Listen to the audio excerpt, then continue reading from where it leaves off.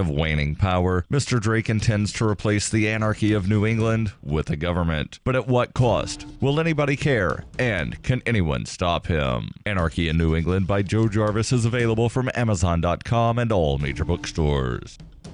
Reuters reports a man claiming to be the person who delivered a gift-wrap package of horse manure at the Los Angeles home of U.S. Treasury Secretary Steve Mnuchin said on Monday he did it to protest the federal tax overhaul signed into law last week by President Donald Trump. Robert Strong, a psychologist for the Los Angeles County Public Health Department, said he left the parcel addressed to Mnuchin and Trump in the driveway outside Mnuchin's home in the posh Bel Air community. KNBC-TV, an NBC television affiliate in Los Angeles, reported Mnuchin was not home at the time. The package was found by Mnuchin's neighbor. Strong told Reuters, "Protest really should be fun. People's eyes glaze over when they see angry people in the streets." Strong said he believes the new tax law will hurt poor people. Neither the U.S. Secret Service nor the Los Angeles Police Department, both of which investigated the incident, would confirm Strong was responsible. The Secret Service interviewed an individual who admitted delivering the package, but no charges had been filed against him as of Monday afternoon. LAPD Lieutenant Rob Weiss said it was possible whomever left the package did not break any criminal laws. While he is not assigned to investigate the incident, he did say if the box did not present any danger, it would not be illegal.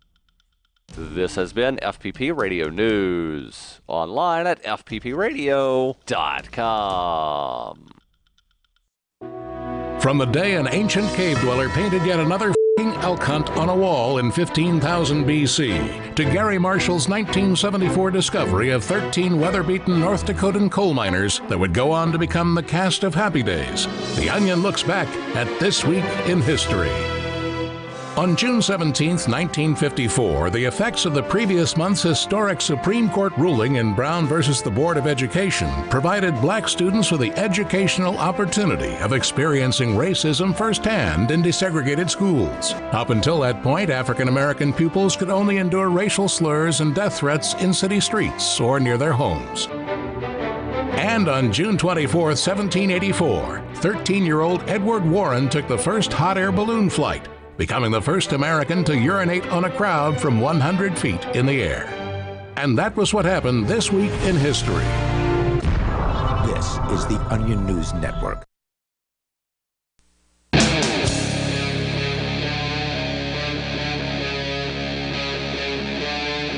Free Talk Live.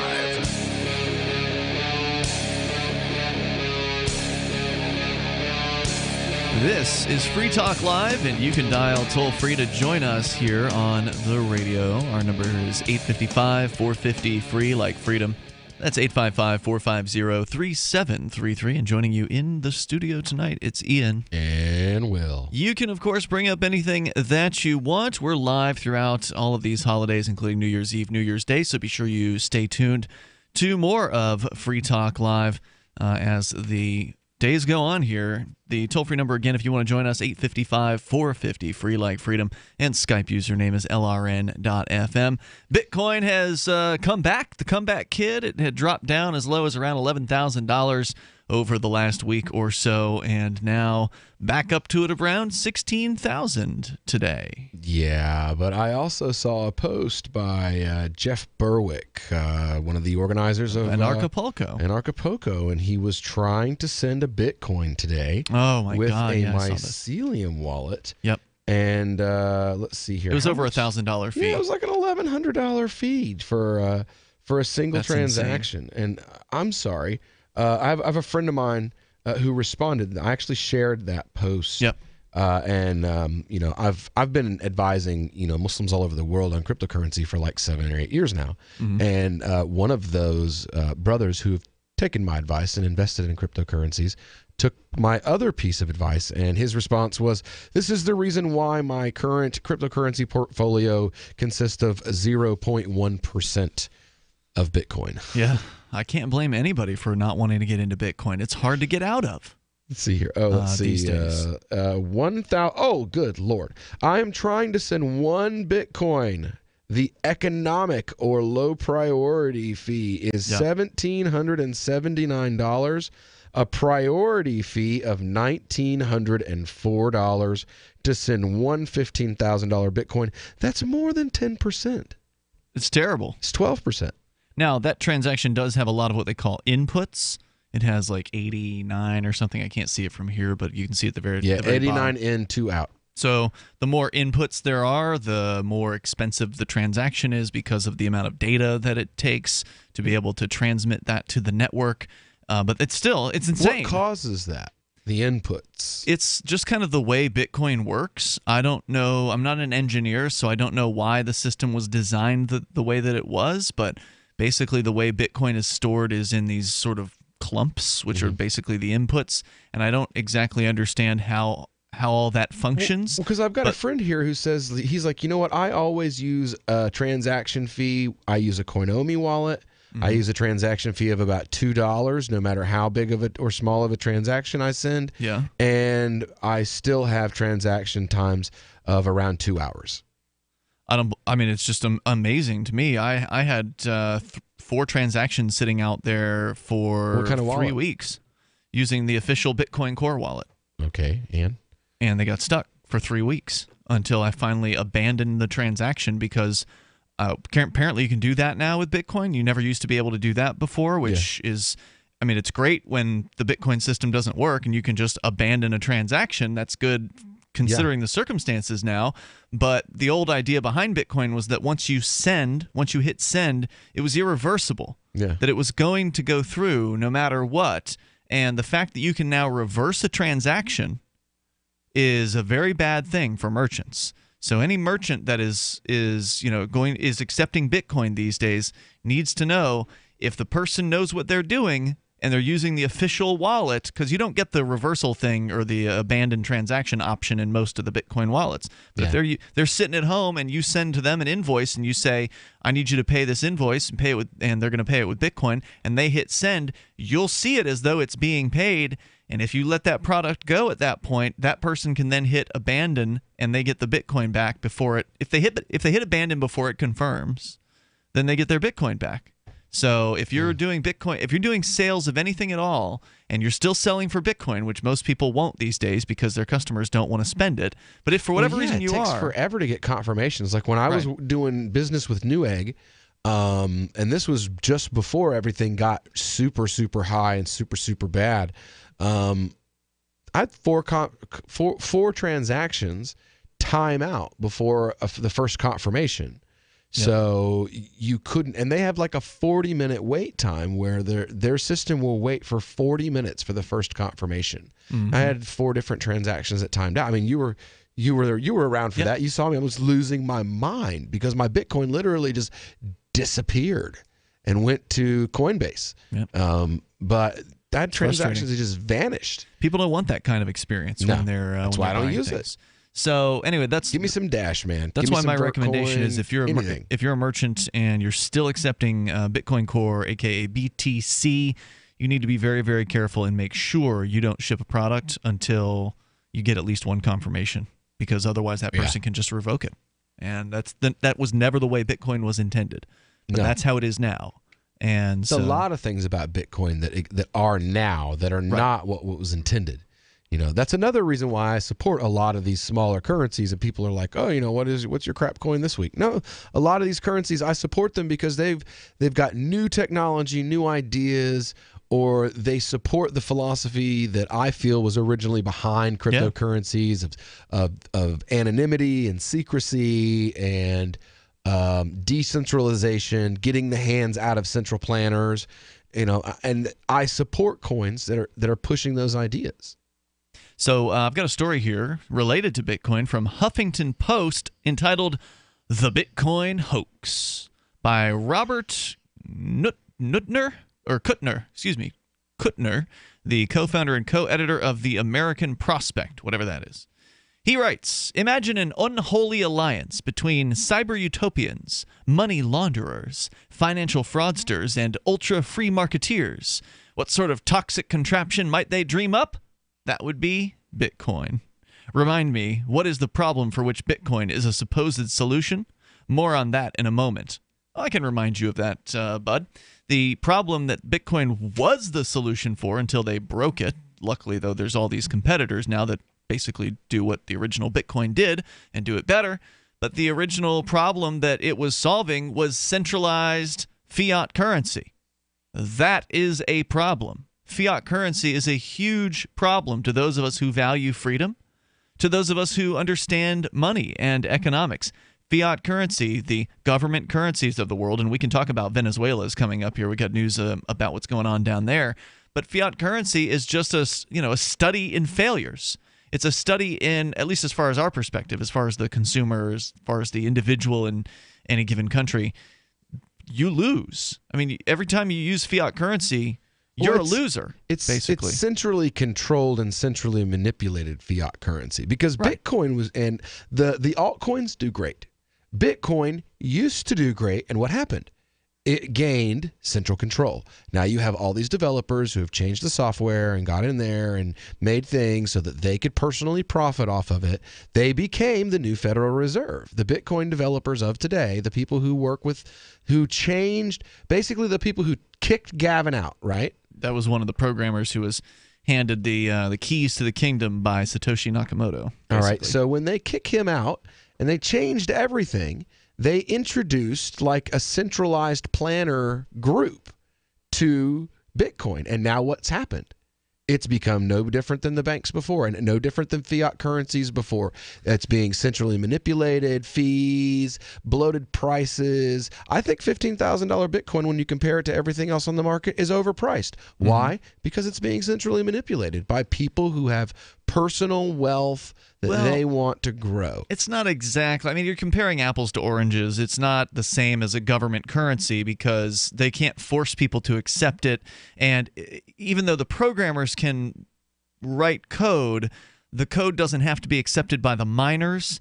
So it's not a centrally controlled. They've figured out a way to get the miners to fall in line with what they want, and it's money. Well, $30 transaction fees. That's how you get the miners on board with you breaking. They broke Bitcoin.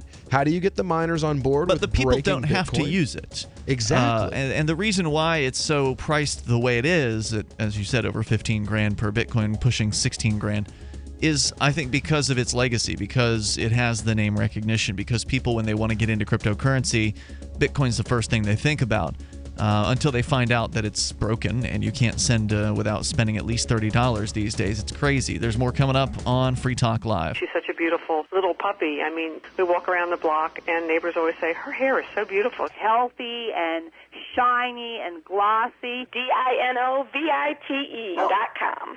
Fatty acids, omega-3s, and omega-6s are great for healthy skin and soft, shiny coats. I would really recommend people starting their puppies on Dinovite before they get into what I would call the misery index. Bad skin, bad ears, bad breath. Because if they're getting all their vitamins, micronutrients, microbials from the beginning, then you're not going to run into the problems associated with the allergies, grass, pollen, dust, dirt, fleas, ticks, you name it, and the itching and shedding down the road. Our vitamins and enzymes replace the nutrients cooked out of most commercial dog foods. Dinovite for life. This is Ed Lukasevic. And Cindy Lukasevic. Inviting you and your pets to Dinovite. 859-428-1000. DINOVITE.com. I got my Blink home security system delivered right to my door. I downloaded the app and it walked me right through the easy setup. Even with my complicated router system, I was done in like 10 minutes. Now it notifies me whenever something moves in front of the wireless cameras, or I can just check it whenever I want right from my phone. And I got you a deal. Get 3 Blink cams for what the other guys charge you for 1, plus an extra 10% off. Visit blinkprotect.com/FTL. blinkprotect.com/FTL. blinkprotect.com/FTL. I've said it many times on air, and I'll say it here. The New Hampshire Liberty Alliance is one of the most important organizations for freedom in the world. New Hampshire is ground zero for freedom, and the NHLA is the best organization at promoting effective liberty activism. This ad is sponsored by Free Talk Live, and I, Mark Edge, am a lifetime member because I believe in the NHLA. Please check them out at nhliberty.org. Not everyone can move right now, but you can support the cause. Donate top cryptocurrencies or old-fashioned U.S. dollars, nhliberty.org. Visit their website and see what they're all about, nhliberty.org. Do you ever say, I could care less when you really mean the opposite. You mean to say, I couldn't care less. It's a common mistake. You are judged by how you speak, especially if you're looking for work, with so many more applicants than openings now. But even if you're not, avoiding common misstatements will help you make the most of the dozens of conversations and transactions that crowd your daily routine. So whatever you say, don't say whatever as a single word sentence. It's the most annoying expression in the American English language, according to a recent poll. And avoid cliches like the plague. Just kidding. But seriously, at the end of the day, you'll want to avoid this scenario, sounding like everyone else. For more tips, hit survivalspeech.com. I'm Holland Cook. The three most important things you can do for Free Talk Live are: 1, share one episode a week on Facebook or in some other social networking site. 2, buy the things you buy online through shop.freetalklive.com. 3, give $5 a month to the AMP program. It's my firm belief that Free Talk Live's AMP program is the best use of your charitable dollar among liberty-oriented organizations. Support all the organizations you love, but make sure you give $5 a month to AMP at amp.freetalklive.com. Radio is the most personal of mediums. I exist right now in your head. If you listen to Free Talk Live regularly, you know me. Free Talk Live is on more than 160 radio stations around the U.S. and has been downloaded on every continent around the world. Hundreds of thousands of listeners with ad packages from $600 a month to $6,000 a month. Imagine what we can do for your business, project, website, or idea. Email me, mark@freetalklive.com. What's up next? Visit the Liberty Radio Network program guide to find out at shows.lrn.fm. That's shows.lrn.fm.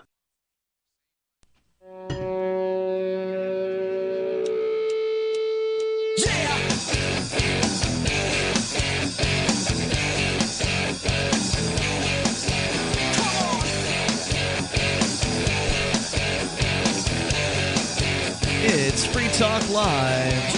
You can dial in toll-free here and bring up whatever is on your mind. Our number is 855-450-FREE, like freedom. That's 855-450-3733. We do have Skype, so feel free to Skype on in here at Skype username LRN.FM. And don't forget, you can join Free Talk Live in real life at Anarchapulco coming up in about 2 months, February 15th through the 18th. It's happening at the beautiful Princess Resort in Acapulco, Mexico. Ron Paul just announced as the keynote speaker for Anarchapulco. It was a great event in 2017. I really enjoyed it.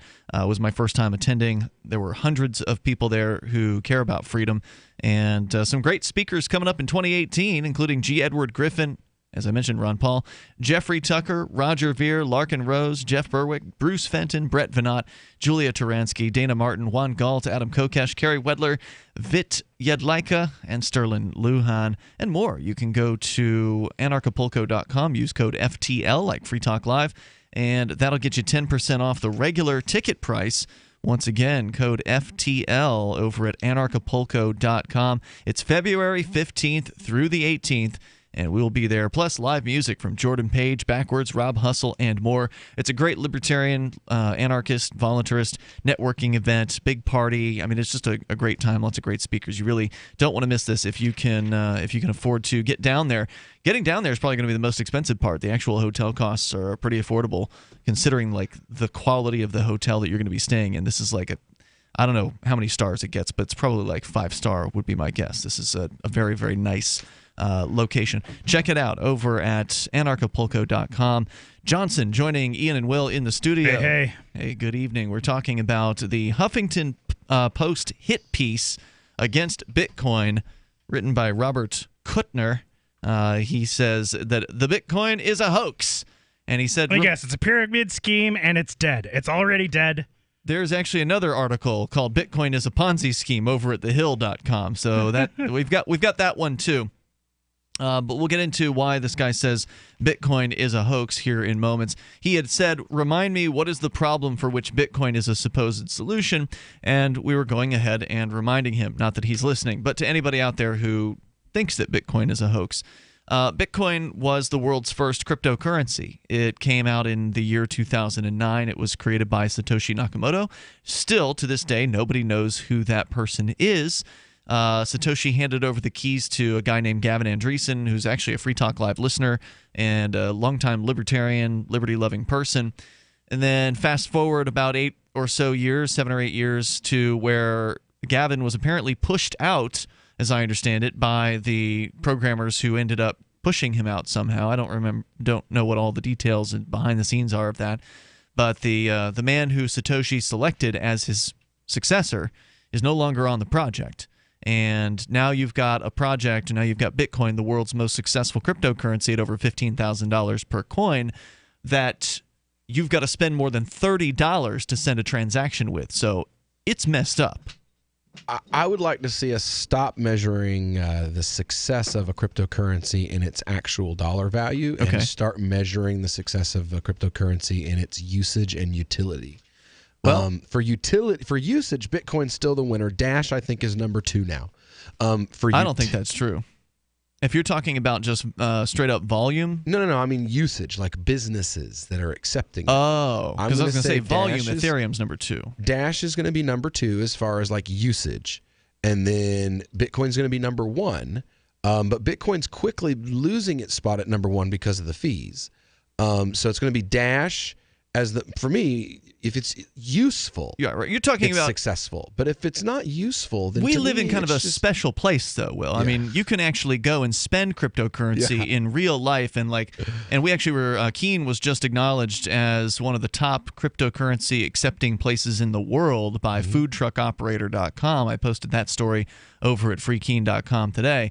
Dash is big around here, and that's because we've got activists who've been pushing cryptocurrencies to local businesses, and the local businesses who initially had started taking Bitcoin, they no longer they still do, but they don't get customers for it anymore. So they still love the idea of cryptocurrency and having this money that is no longer controlled by the state or banks, which is one of the real benefits and perks of using cryptocurrency. They're so excited about cryptocurrency because of Bitcoin that they're open to other ideas. So it wasn't hard to sell them on taking this other thing, which is Dash. But if you actually look at coinmarketcap.com and then you sort by volume, so the amount traded over the last 24 hours, Bitcoin or BTC is number 1, but you don't get to Dash until you hit number 13 on that particular list. So there are more than a dozen or about a dozen cryptocurrencies that are being at least online traded more often than Dash. But yes, you're right. At least in the retailers of southern New Hampshire, Dash is the dominant player right now. That much is definitely true.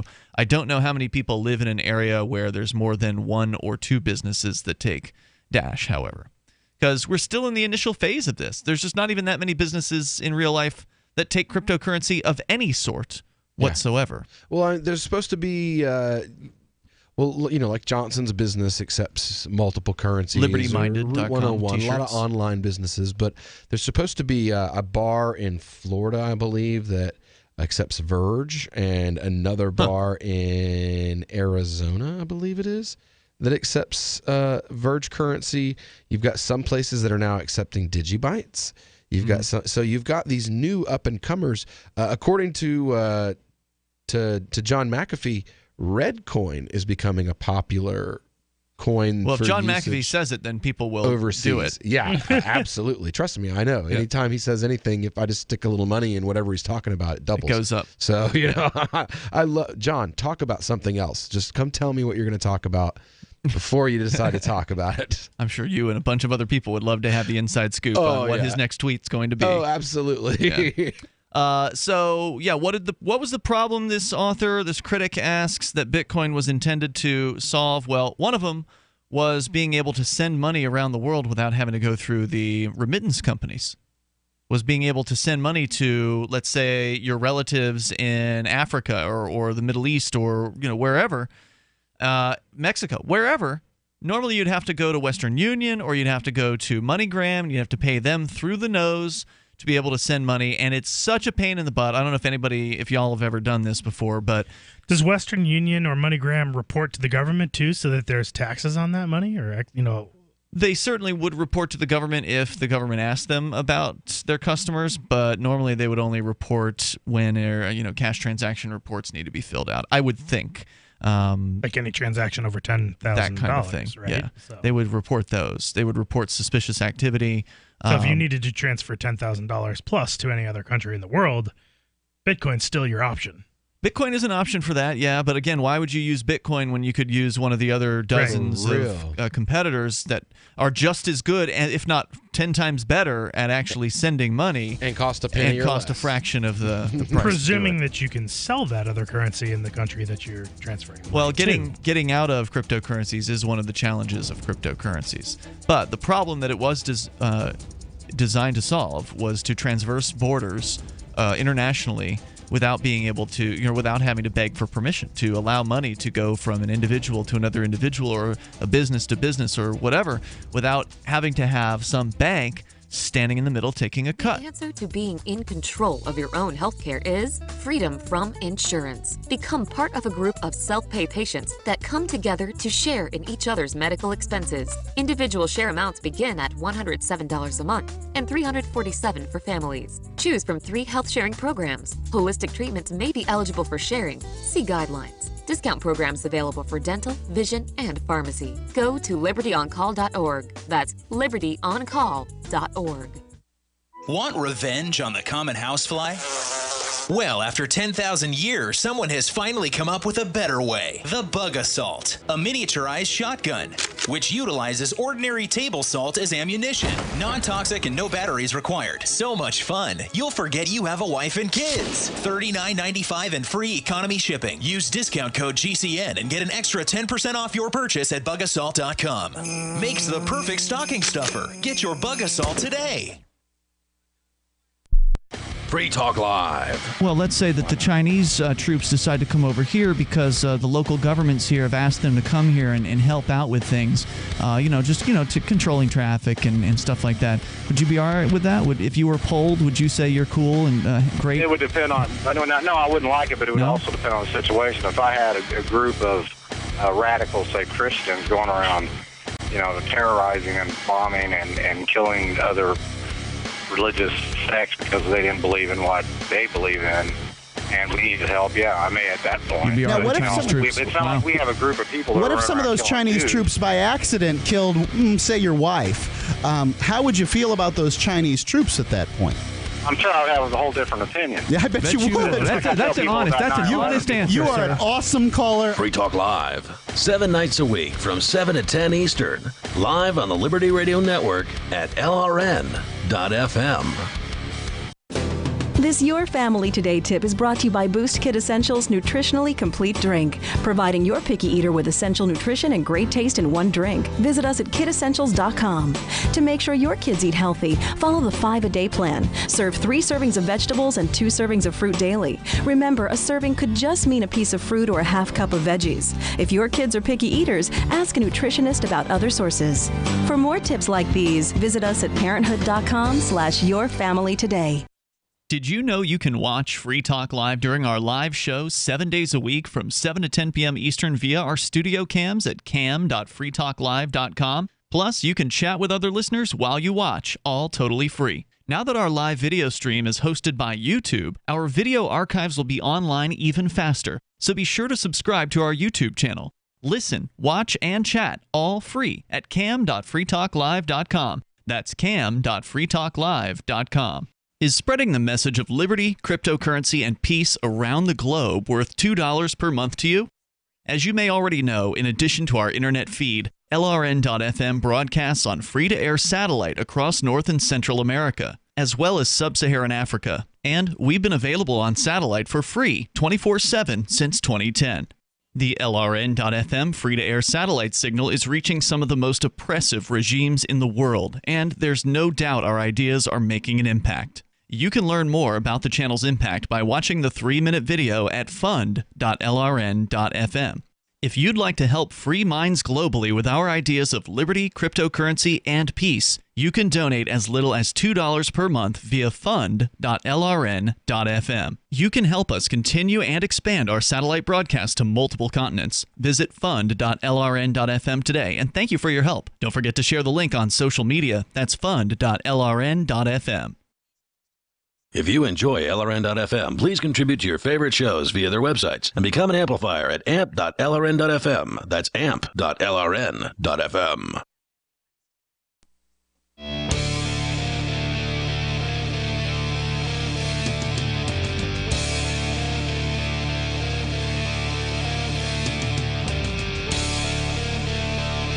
It's Free Talk Live. You may join us on the radio. The toll-free number is 855-450-FREE, like freedom. That's 855-450-3733. And Skype on in here at Skype username LRN.FM. Here in the studio tonight, it's Ian. And Johnson. And Will. Cryptocurrency is hot right now, but crypto is where it's at because of good technology. The liberty-loving voluntarists who founded Zencash in 2017 took the best tech like zero-knowledge anonymity and decentralized autonomous organizations, and they're creating a secure platform for money and messages that can be sent to anyone, anywhere in the world. Zencash is a cryptocurrency dedicated to peace, anonymity, and decentralization.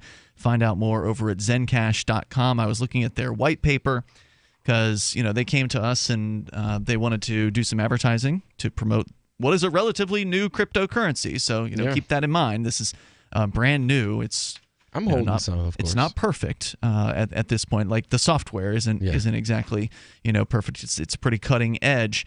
But of course, I want to look at something before we decide whether we're going to actually accept any kind of advertising money from them. And at first it was like, okay, well this is pretty brand new. This is pretty small. Of course, that could mean that it's going to blow up someday. I mean, you have no idea what's going to happen with cryptocurrencies. I remember the attitude I had when back when Bitcoin was all, the number one king, solidly the 90% market dominator a few years back. I remember being at a Bitcoin conference, and this guy who was a programmer, one of the dozens of altcoins that existed at that time, this thing called Dash, came on our show. And my attitude back then was like, oh yeah, another wannabe Bitcoin. What do you got, buddy?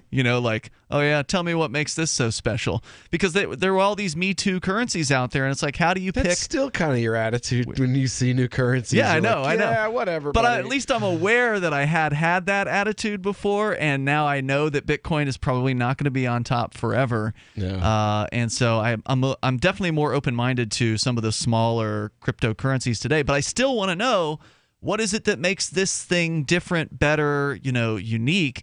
And I got to say, I think there's some value in having people who understand economics behind a cryptocurrency. Yes. You can look at what happened with Bitcoin Core, and you can see some of the public statements from some of their programmers these days. There's this one guy named Luke Dash Jr. who has just come right out and said he loves the state, basically, that he loves the government. And I don't have the exact quotes, but they are on his Twitter and they've been spread around. And this dude is not a libertarian. No, he's not. Now, he's not the only programmer, obviously, but this is sort of the idea of, they ran the one guy out, Gavin, who was a real, principled libertarian guy. He's no longer involved. So you take the people out of the organization who actually understand economics. You take the people out who understand peace and principle. And then you shouldn't be surprised when the currency is no longer what it once was, when it no longer is a solution to ending the state. So that was why when I was reading through the white paper for Zencash and I actually saw them use the word voluntarism or voluntarist, that kind of perked me up. I don't know how many other cryptocurrencies out there explicitly call in favor of voluntarism. Vertcoin. Is that right? Vertcoin That's good is to know. very, very hardcore about the whole concept of decentralization. That's good. They see themselves as they should be the anarchist chosen currency because they're all about decentralization. Are they actual anarchists, though? Because you can be for decentralization and not be everybody that I know that I've met is at the very least in favor of making the control the circles of control as small as possible. They may not be full-on anarchists, but they are libertarian to some degree. So that's why I said, like, actually having the word voluntarism in the white paper, that was pretty cool. And they, this works. You can get Zencash's official wallet, obviously, over at zencash.com. They also have, it's available through Coinomi if you have the Coinomi wallet. Or Evercoin. Yep. That's how I got my hands on my first little bit of it, was through Evercoin. Yeah, so I'm interested in learning more about Zencash over time. And again, keep in mind, we don't know what's going to happen tomorrow. Generally, cryptocurrencies have gone up in value over time. That trend seems likely to continue, but I'm not an investment advisor and I can't predict the future. So I've been holding Zen for maybe a month now, and so far my trend line is up. I bought in at probably around $32 a coin. It's trading now somewhere around $40, a little over $40 a coin. So, that's an upward trend line. There have been, it's followed the rest of the market with, when the markets have these huge dips that go across the market, it goes down too. It goes down too. But right now it's sitting comfortably at literally 8 cents under $45 per Zencash. And like I said, I bought in, a month ago when they were $32. So that's a moderate that's a 25% increase in value over the course of the last month. And as I understand it, they have some kind of a plan to add in decentralized file storage or file distribution. That hasn't been fleshed out entirely yet, so I'm not too comfortable talking in any detail about it because I don't know enough to say about it. But a lot of these new currencies that are coming out, I like what is it, Cardano? What they call them third generation currencies, because like the first generation was Bitcoin.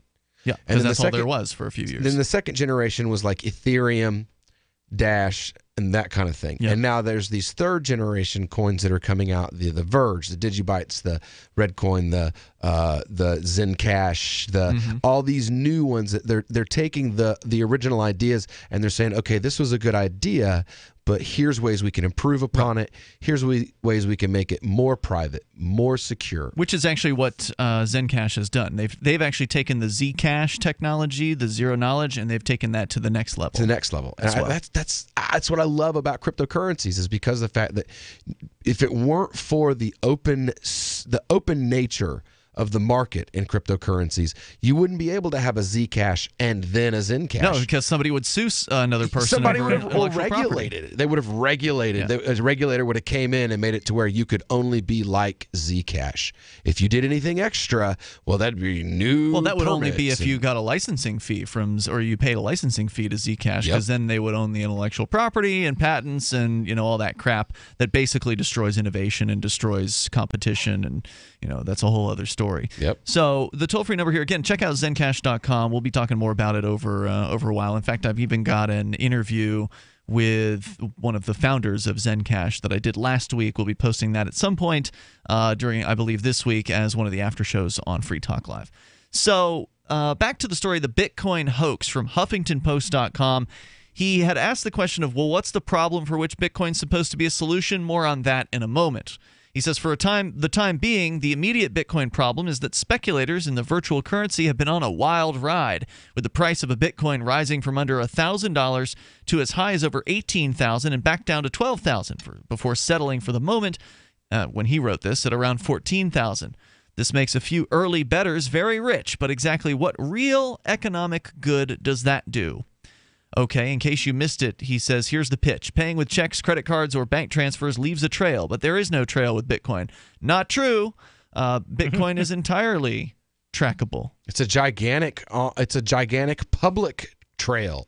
It's a public ledger. Yeah. That's right. You can trace your Bitcoin back to every single place it has ever been on the blockchain. You can hide like cash and bank transactions better than you can. At least you can burn receipts and like shred paper and stuff. Yep. Bitcoin, the blockchain is right there. It's forever. It's there. Yeah, you can't get rid of it. Unless you shut down the internet. Pretty much. And even then, you still have copies of it everywhere. So the blockchain still exists even if you shut down the internet. Well, what about coin mixing services? There are people who know how to trace coins through coin mixers, as I understand it. Like the real smart characters, the ones who really know the currency and the technology. If you've got the time, you can track something through a coin mixer. That's my understanding as somebody who's never done that. Right. But yeah. So there is a trail. He's wrong about that. It goes on here, though. In a world of drug traffickers, terrorists, and Kremlin weaponizing of all things cyber, this is supposed to be a plus, he says. Say what? We'll continue with his attack on Bitcoin, calling it a hoax. The toll-free number is 855-450-FREE like freedom. That's 855-450-3733. And you can take control of the airwaves here and bring up whatever's on your mind on Free Talk Live. Does your dog itch, scratch, stink, or shed like crazy? Come to Dynovite for help. Order a 90-day supply of Dynovite. Everything we tried failed except the Dynovite. Pick up 2 bottles of Super Mega Fish Oil. Get the 3rd bottle free. Packed with omega-3, DHA, and EPA fatty acids. Super Mega is great for your dog's immune system, healthy skin, and soft, shiny fur. Dogs love it. Try Super Omega Fish Oil. Buy 2, get 1 free. At Dynovite.com. DINOVITE.com. Cryptocurrencies are successful because of good technology. The liberty-loving voluntarists who founded Zencash in 2017 took the best tech, like zero-knowledge anonymity and decentralized autonomous organizations, and are creating a secure platform for money, messages, and media that can be sent to anyone, anywhere in the world. Zencash is a cryptocurrency dedicated to peace, anonymity, and decentralization. Find out more at Zencash.com. That's Zencash.com. Are you happy washing your hands with harsh chemicals? Are you happy doing laundry with detergents? Are you happy paying high prices? Find your happiness with Pure Soap. These all-natural, earth-friendly Pure Soaps are the very best you've ever used. Buy in bulk. Get a 12, 36, or 48-month supply, or get items individually and still save big. You're getting soap products twice as good as what you're using now, earth-friendly and natural soaps. Your family deserves the best. Happiness is 5starsoap.com. Why not put your money up the drain for a change? See them at 5starsoap.com or call 1-800-340-7091 for a catalog. Cal Ben Soap Company can save you thousands of dollars and give you good old-fashioned real soaps that are triple concentrated. Soaps made from vegetable and coconut oils. See their full selection of soaps at 5starsoap.com. That's F-I-V-E starsoap.com. Or call 1-800-340-7091 for a catalog. I've been told no in many different ways. I give you an order and you're going to obey it. George, you can go this way. You can't do that and you have to leave here. You cannot bring signs into the rally. Walk with me. Well, I'm comfortable here, actually. Whoa, hey, who do you think you are? Excuse me. There is no video and audio allowed in this office. No, I have work today. This is... You ain't gonna make it. Wait a minute. Really Hey! Oh my God! Unbelievable! Why are you running from me? Because you're scared me. What am I being detained for? You're being served. What is this? You're being served. What is this?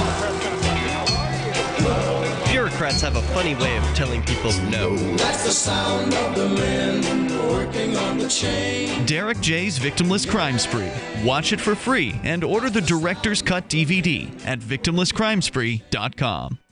Did you know we've taken our LRN.FM telephone listen line to a new level with the LRN.FM audio on demand line? Now you can call 712-770-8447 anytime and listen to LRN.FM's live feed. And you can listen to a bunch of our original shows on demand. Long distance fees may apply. Just dial 712-770-8447 and choose from the menu. 712-770-8447. What do you shop for that you could otherwise buy at Amazon? Pretty much everything, right? Amazon has competitive pricing and they deliver, and that's a big plus. If you could plan ahead in your shopping, would you be interested in saving up to 33%? There's a catch. You have to do your shopping in Bitcoin. But imagine those savings. It's like a huge raise. All you have to do is go to SaveItPurse.com. We've saved thousands, and you can too. Plan ahead and save. SaveItPurse.com. You're listening to the best liberty-oriented audio streamed around the clock, on the air, and online. This is the Liberty Radio Network at LRN.FM.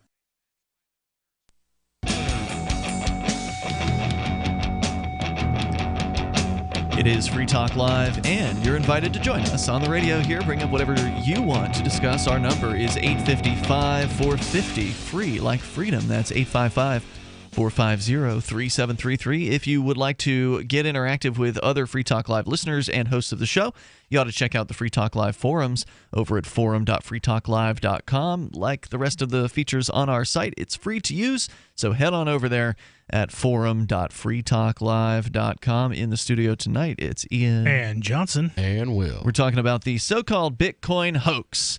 And if there's any hoax going on, it's by the guy writing this particular article, because he's either woefully misinformed or purposefully telling lies in this particular story. Because, well, that's pretty much what you have to do to attack cryptocurrency, is you've got to be dishonest. And in this case, he is claiming that Bitcoin is, let's see, according to the article over at Huffington Post, he claims that Bitcoin is anonymous. Which, no, it's not, actually. Now, while it is possible to use Bitcoin in a semi-anonymous manner, if you take enough steps, it is possible, for instance, to open up a Bitcoin wallet and not tell anybody about it, and then nobody knows that that's your wallet. But the transactions themselves are all visible publicly on the blockchain, which is the technology that is basically a public ledger that backs the Bitcoin and many other cryptocurrencies. And then he goes on to claim further that, well, you're going to love this one, he claims there's no fee. Conventional forms of money, he writes, other than cash, have transaction costs.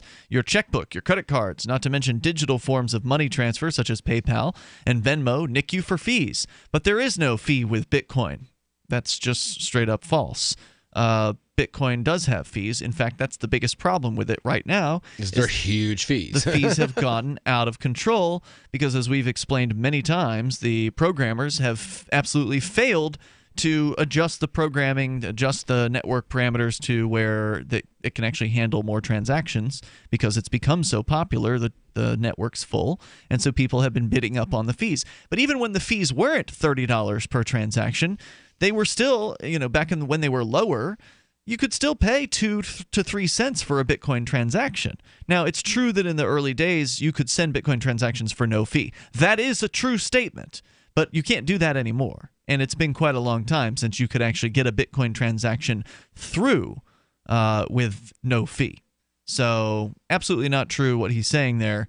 He does go on to say, thanks to its ingenious tamper-proof blockchain crypto technology, don't ask, he writes. Well, you should ask, actually, because the blockchain is it's one of the most important parts about Bitcoin. That's why Bitcoin is different and special, is because of the blockchain, the idea of a decentralized, distributed, meaning that there are copies of it all over the world, ledger that is public.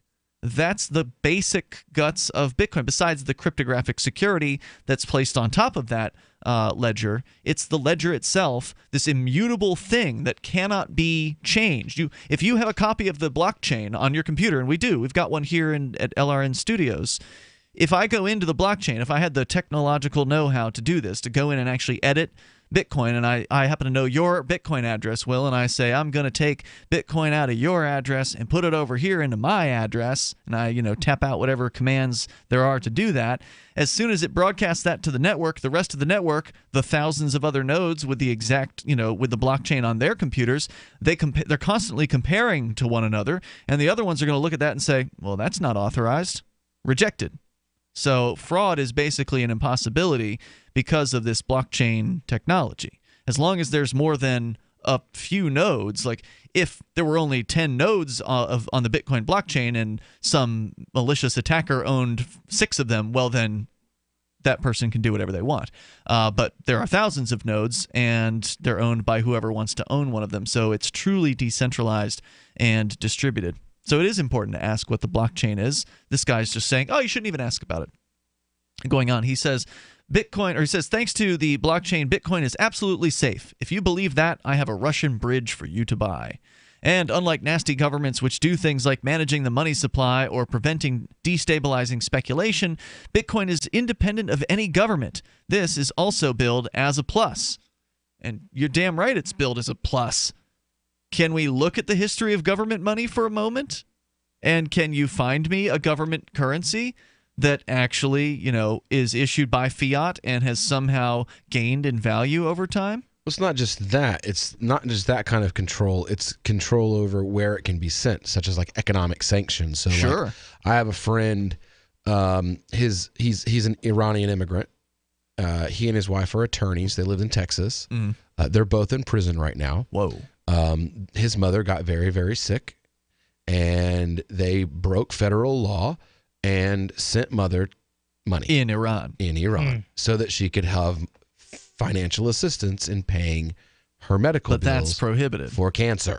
That's against the law. You're not allowed to transfer money to Iran. And when it got out, when it got to the feds that that's what was going on, they came in and they shut them down and they sent the husband and wife to prison for helping what, terrorism his charges? mother. No, they were sending money. They were in violation of economic embargo. They were sending money to Iran. It didn't matter why. The courts were happy to acknowledge, there was nothing bad. You weren't doing anything bad with it. You were sending it to a sick old woman. We'll totally acknowledge that that's what you did, but you did it without our permission. Therefore, you go to prison. Wow. But if they'd used Bitcoin, they'd still be sitting at home right now. And their children wouldn't be, with a sister. The families wouldn't have been ripped apart, and the mother would have got her treatment without having her son and daughter-in-law sent to prison for 2.5 years in order to do so. She probably would have had some money left over, too, if she'd held on to it. Yep. Man, that's tragic. How long did they go to prison? 2.5 years. Wow. So, yeah, economic freedom, that's another reason to use Bitcoin. Not having to ask permission, being separated from the governments. And, of course, this is Huffington Post, so the idea that the government isn't involved, they see that as a negative. Anyway, going on here, he writes, in case you missed it, check out the era of 19th century free banking in the U.S. It was a time when tiny banks could create infinite amounts of credit. The result was an era of euphoric credit booms, followed by bank panics and depressions. Well, I don't know if What the hell does that have to do with Bitcoin? You can't create an infinite amount of Bitcoin because you just feel like it. No. In fact, the system's designed to prevent that. Specifically to prevent inflation and the ability to create it without, there's a specific finite amount, and you can't just get 1 million Bitcoin out of the system if you feel like it. Yeah, that's interesting that he makes that claim. You could suggest that he's saying that because it's not controlled, you're subject to whatever these Bitcoin people want to do to you. Yeah. Basically, that somehow, here's the issue: is these are people that they don't know, like they don't understand cryptography. This guy's probably got a journalism degree. Yeah, he has no technical understanding of he's wrong about everything economics or so far. cryptography or anything that has to do with this issue. Right. So he's basically just saying, well, I heard this thing about what happened in 1920 and the Great Depression, and it was bad. So anything that I think could possibly in the slightest way resemble that must also be bad. No control equals bad. That's what they taught me in school when we learned about the Great Depression. The reason the Great Depression happened was because the government wasn't allowed to control everything. So if the government can't control it, then that means everyone is going to starve to death. That's basically the viewpoint here. But the number of Bitcoins, he writes, in circulation is strictly limited to 21 million, which he also gets wrong. He puts a $sign in front of the 21. Yeah. No, it's 21 million Bitcoins. Not $21 million. $21 million worth of Bitcoins. We're already well over $21 million. We're at $300 billion worth of Bitcoin right now if you go to CoinMarketCap. And there's still plenty of Bitcoin to be released. That's right. There's only about not quite 17 million of the 21 million that are out there right now. So he says, that's the claim anyway. Well, there are now hundreds of other digital currencies, and thanks to the miracle of leverage and speculation in Bitcoins, the true sum is far higher. Exactly how much higher? We don't really know. Now, in fairness, central banks and bank regulators did a pretty good job of managing the money supply for half a century after the Great Depression. They didn't. Yeah, no, they didn't. Wait a second. Did you not live through 2007 or 1999 or 1987 or apparently every single year since 1913? 1978 or which economic crash did you not live through? Which recession, which grand inflation did you not live through that I'm only 36 years old and I lived through these things. So he says they did that's pretty probably good. The biggest falsehood of this entire article right there was pretty that good. statement. Yes. Losing 96% of its value in the course of its existence. Compare it to the Zimbabwe dollar. Most people don't understand. Well, compare it to gold and silver. That's what most people don't understand. So the very basic sort of easy way of looking at money is that if you had a certain amount of gold, let's say an ounce of gold, right? Yeah. An ounce of gold would buy a pretty nice suit in the 1920s, and guess what? Still buys a nice suit today. That's right. Because that's about what an ounce of gold is worth. But $100 doesn't. That's right. Minimum wage in the 60s and silvers today will buy you more than the $15 minimum wage.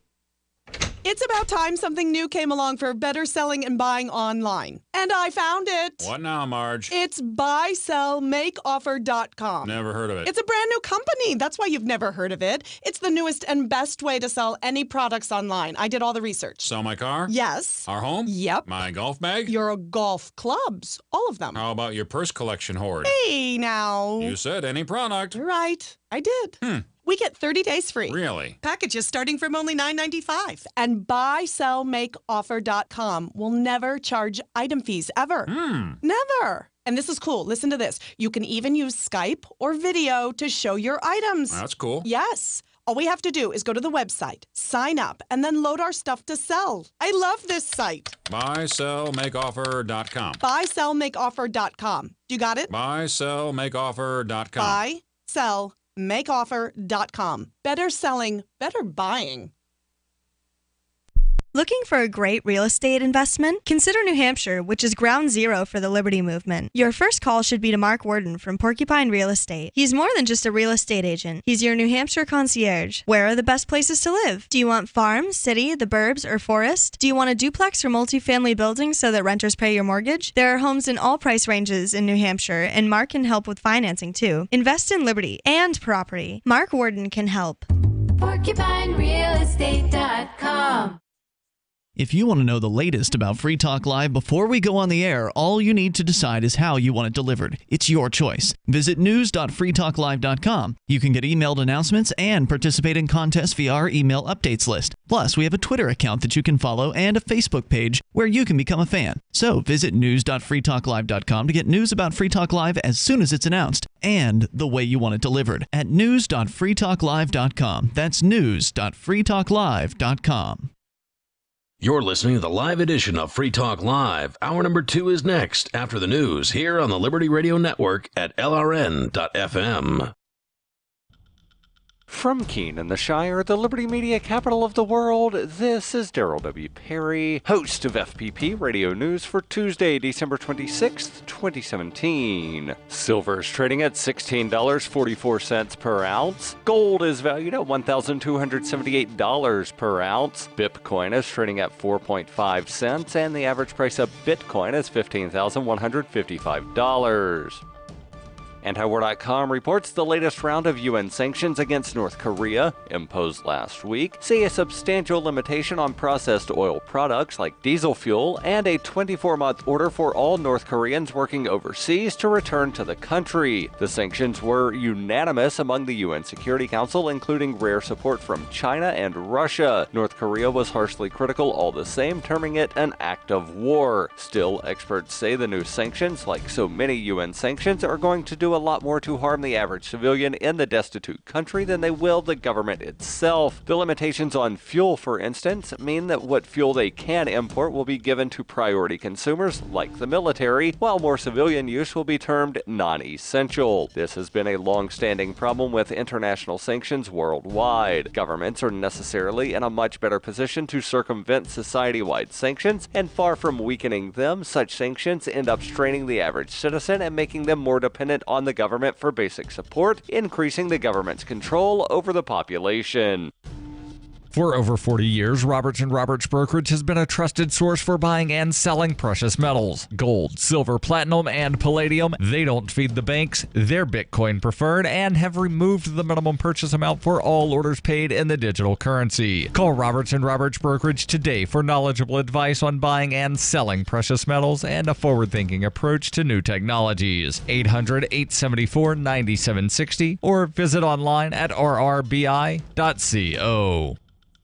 UPI reports parts of Maine could see record-breaking snowfall this winter, but the state is running short of snowplow drivers. According to the Wall Street Journal, Maine's Department of Transportation has about 50 open positions as it faces an expected 30 snowstorms during the rest of the winter season. But the state has the lowest unemployment rate in the country, and filling the snowplow position has proven to be difficult. Del Doty, the Maine Transportation Department's Director of Maintenance and Operations, told the paper, "It's really the shortage of workers." The Maine DOT pays drivers between $13.54 and $18.46 per hour, with winter bonuses of up to $1,000. To deal with the shortage, state officials have looked outside the state for help. The state hired Ohio-based First Vehicle Services to provide 10 year-round hourly workers in 2 Maine cities, with the potential to add 40 more. The company will use equipment and vehicles provided by the state, according to the Portland Press-Herald. This is the second year in a row the Maine DOT has had difficulty filling the snowplow driver positions. Doty said, "We struggled last year to keep the plow truck drivers in the seat in the 2 most populated counties in Maine. We want to provide the public with the level of service they demand." In 2115 New England, there are no borders, no states, and no regulations, yet never has a more peaceful and prosperous place existed. But Mr. Drake Security Company has seen better days. Faced with the prospect of waning power, Mr. Drake intends to replace the anarchy of New England with a government. But at what cost? Will anybody care? And can anyone stop him? Anarchy in New England by Joe Jarvis is available from Amazon.com and all major bookstores. Reuters reports a man claiming to be the person who delivered a gift-wrap package of horse manure at the Los Angeles home of U.S. Treasury Secretary Steve Mnuchin said on Monday he did it to protest the federal tax overhaul signed into law last week by President Donald Trump. Robert Strong, a psychologist for the Los Angeles County Public Health Department, said he left the parcel addressed to Mnuchin and Trump in the driveway outside Mnuchin's home in the posh Bel Air community. KNBC-TV, an NBC television affiliate in Los Angeles, reported Mnuchin was not home at the time. The package was found by Mnuchin's neighbor. Strong told Reuters, "Protest really should be fun. People's eyes glaze over when they see angry people in the streets." Strong said he believes the new tax law will hurt poor people. Neither the U.S. Secret Service nor the Los Angeles Police Department, both of which investigated the incident, would confirm Strong was responsible. The Secret Service interviewed an individual who admitted delivering the package, but no charges had been filed against him as of Monday afternoon. LAPD Lieutenant Rob Weiss said it was possible whomever left the package did not break any criminal laws. While he is not assigned to investigate the incident, he did say if the box did not present any danger, it would not be illegal. This has been FPP Radio News. Online at fppradio.com.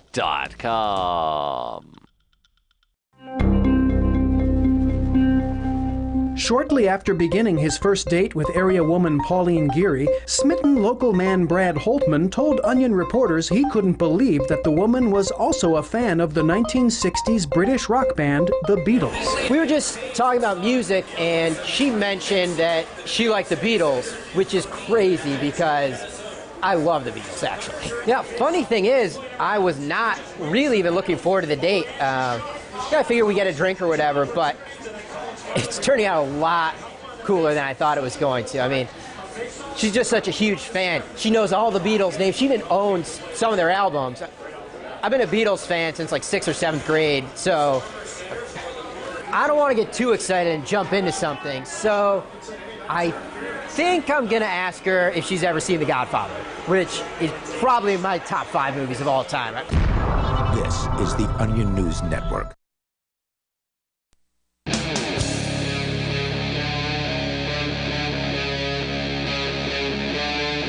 Free Talk Live. It is Free Talk Live, and you can bring up whatever you want. Just dial in toll free to join us here as we launch into the second hour of the program. Our number is 855-450 free like freedom, 855-450-3733. We've got Skype at Skype username LRN.FM, and in the studio with you tonight, it's Ian. And Johnson. And Will. Coming up, Johnson, you want to talk about the 1970s and the American Dream? That's right. All right, a decade that none of the three of us were alive for. So. That's incorrect. Oh, really? Yeah. When were you he's born? older than we are. I was born in the 70s. Yeah, but you weren't, like, around. You know? You were just a little baby. What does that mean? No, I was not getting around in the 70s. I was you had no conscious basically a awareness. baby. That was basically the decade that ended the American Dream. Yeah. We'll talk about that coming up here. Your calls and thoughts also welcome. Plus, we've got a little bit more from this guy who's claiming Bitcoin is a hoax, but yet he's probably up to at least 5 solid lies that he's posted in this story so far. We'll tell you more about that, but first we go to the Commonwealth where Ricky is on the line. Go ahead, Ricky. Thank you there, Brother Ian. I guess you read my topic. Nope. So I did not. I've already told you I don't read the things that you send on Skype. You send them constantly, but I don't read a single one of them. You know what? Okay, now here's the thing. Don't laugh. And neither does anyone else in the studio, just so you know. I'll say I'm sorry, boy. Thank you, brother. Now, tonight, very serious. And I had one question for you, Brother Freeman. Yeah. And then after that, I'd like to settle my differences with Will C. as a gentleman. Okay, we'll go with your question, and we'll see how that goes. Well, first of all, the question that I have for you now, when it comes to lying, I remember talking to you in the past, and we agreed on one thing, that it's never okay to lie, like the Bible says. Simply let your yes mean yes and your no mean no. It is certainly okay to lie in certain circumstances, like if you're under duress. Or like protecting somebody else. So that being said, if you're Donald Trump, he's protecting his family and he's protecting all these others, so from jail and also other things. So I guess it's okay to lie then. So we might as well just forget about that. Now, I don't even know what you're referring to. Yeah, if somebody's going to go to jail and they've not actually harmed another person, then I would say it's totally fine to lie to protect that person. I don't agree with that. Now, if I may talk to Will C. Okay, he's right here. Will Coley, the Imam of the Malik Center. Howdy. Will C. Yes, sir. Good evening to you. I'm Ricky. We know who you are, Ricky. Howdy. How you doing tonight, Ricky? I'm doing just fine. Now, I will say, Will, now, from the very first time that you and I have spoke, quite some time ago, I will say tonight I have a way we can settle this. Settle what? Well, our differences, because I have been, throughout the years, I will say, and I'll tell you how I'm planning to do that, and I think we can definitely do it. I have, let's see here, I've been laughed at, slandered. Things have been said about me that were untrue. I don't think Will Coley has done anything of this sort to you. No, I've laughed at him. Okay, true. Well, actually, see, here's the thing, Will. Now, you definitely can respond to this, of course, but here's how this goes. You see, as the traditionally is, I have to provide a list of all these things I say, but I will say to this. I would like to settle with this to you as gentlemen. In New Hampshire in the distant future, and here's how we can do that. Basically, I'm exercising my right to challenge. In New Hampshire, to the Delayah, brother, with period pistols. And I'm not joking with you. I'm not. Okay, if you dishonored if you don't accept my challenge with period pistols. You're challenging him to a pistol duel? The real deal, traditionally. I already have my will. What is your grievance against him? My grievance? Well, first of all, I think his grievance is that I usually list trades while he's on the air instead of paying attention to the fact that I'm supposed to be doing a job. Like, basically, I'm getting paid to do a job, but whenever Ricky comes on the air, I do my own thing instead of actually paying attention like I should. And I acknowledge and state that openly, and because of that, I've offended him. So, Okay, give you my grievance, Brother Freeman. It's okay. All right. Here's my grievance, as an example, and I'm not kidding about my challenge to the Delayah with period pistols. Verge is up a nickel, by the way. By the rules. Now, here's my reasons. As an example of last and before that, see, not long ago. You haven't even answered a question. What is the issue? It was at like $3. It's at $7 now. Okay, here's the example. Recently, not long, within the past week or so, this man was on the show. And the fact is, he said right in front of everybody, see, it's not only my honor, it's everybody that called into this show. It's not only myself, but yours truly, and I'll tell you how. He was in the room, in there, and so were you on that night. And a caller called in. And as an example, he said to that caller, you are sitting in a room full of anarchists. You were on that night. Now, I didn't hear you say a word to that night. And I'll tell you what, I've had it with what Will C has been doing. I'm not alone. There are lots of other people in the community. So you're mad because he said the word anarchist and I didn't take the time to debunk that? It's even beyond that. I'm not the only one upset with this guy. No, You know, I mean, I'm sure there are other people who are upset with him, but you're the only one who really cares enough to call in and challenge him to a duel. If he does not, aren't we a room full of anarchists? I don't use a term for myself. No, you are I prefer cowards. voluntarist. Yeah. You are a coward if you do not take my challenge on the code of honor to the traditional duel in New Hampshire in the distant future with period pistols. You are. So are you denying his duel, Will Coley? It's actually it's illegal now, as far as I know, is it not?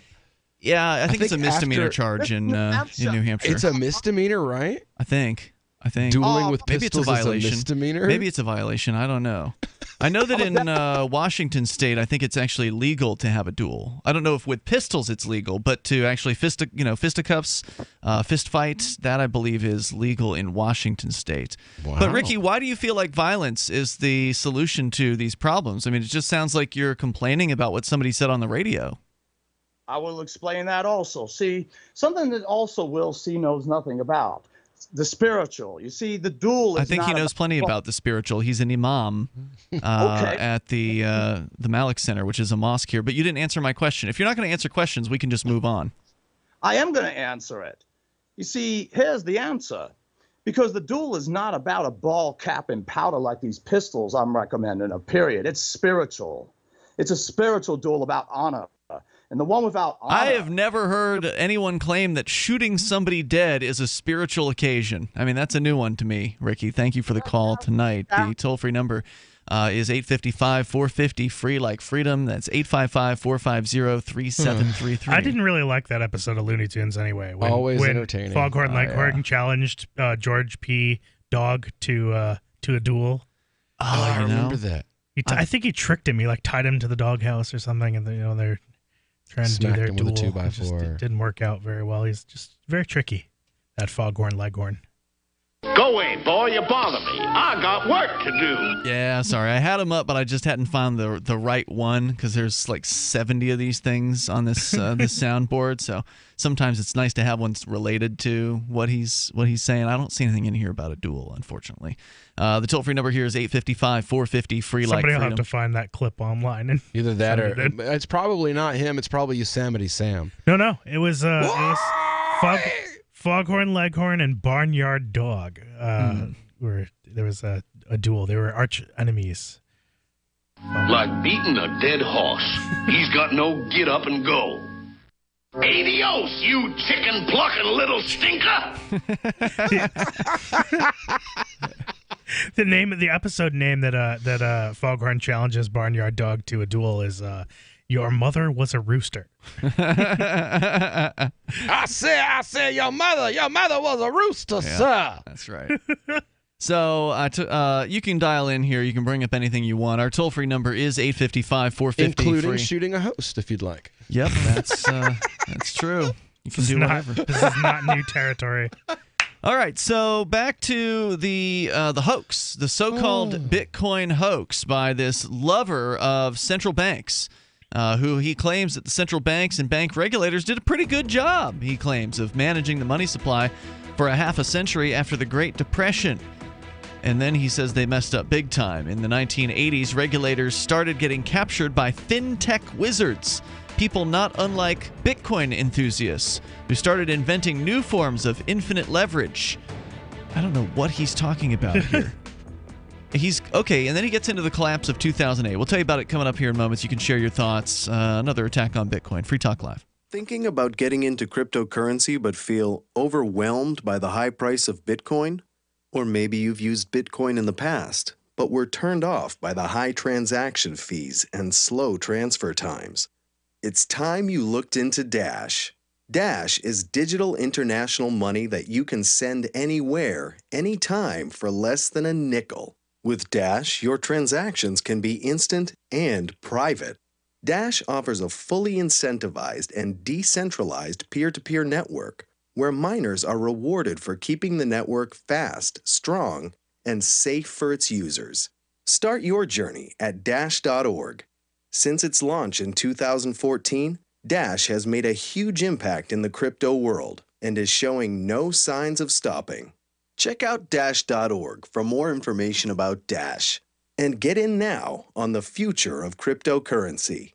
Dash.org. Cryptocurrencies are successful because of good technology. The liberty-loving voluntarists who founded Zencash in 2017 took the best tech, like zero-knowledge anonymity and decentralized autonomous organizations, and are creating a secure platform for money, messages, and media that can be sent to anyone, anywhere in the world. Zencash is a cryptocurrency dedicated to peace, anonymity, and decentralization. Find out more at zencash.com. That's zencash.com. The Bitcoin.com wallet is a simple and powerful full-featured Bitcoin Cash and Bitcoin Core wallet that allows you to send and receive either currency with anyone, anywhere in the world. The Bitcoin.com wallet supports both single and multi-signature wallets and is available in multiple languages. Download the Bitcoin.com wallet for easy and secure access to your Bitcoin Core and your Bitcoin Cash. The Bitcoin.com wallet is available for Android, iOS, Windows, Mac, and even Linux. Learn more at Bitcoin.com. That's Bitcoin.com.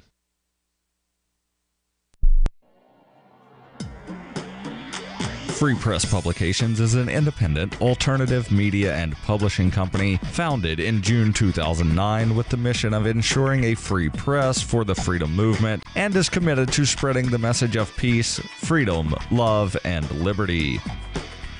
FPP also gives new authors an avenue for publishing freedom-oriented material. FPP brings you daily news and commentary on the website fpp.cc, as well as a daily 5-minute newscast, FPP Radio News, and weekly news, views, and commentary in the FPP Freedom Minute and Peace, Love, Liberty Radio at fppradio.com, and the monthly newspaper FPP News at news.fpp.cc. Find FPP online at fpp.cc. That's fpp.cc, as in Creative Commons. Here's a chance to do a little activism while you're cruising Facebook, Twitter, or Google+. Between the LOL cats, the recipes, the hot girls, and the inspirational sunrise memes, Free Talk Live's posts pass by your newsfeed. Like them, comment. It gives us more exposure. If you don't see our posts, click like at facebook.freetalklive.com and then hover over it to click Get Notifications. It's an easy way to spread the ideas of liberty a bit further. I know you're busy, but you can spare that 1/10 of a calorie it takes to click on something. Facebook.freetalklive.com. Are you tired of governments around the world killing innocent people? Stop using their money. There is an alternative. Bitcoin is a stateless, free market, non-political currency. Bitcoin is money that cannot be inflated or controlled by any state. By continuing to use their money, you're perpetuating the killing. Stop doing it. You have an incredible alternative available to you now. Learn it, use it, spread it. Get started with Bitcoin at bitcoin.com. It's bitcoin.com. While our satellite channel is free to listen to, it's not free for us. You can help us cover our satellite costs with the chip-in on the right side of the page at lrn.fm.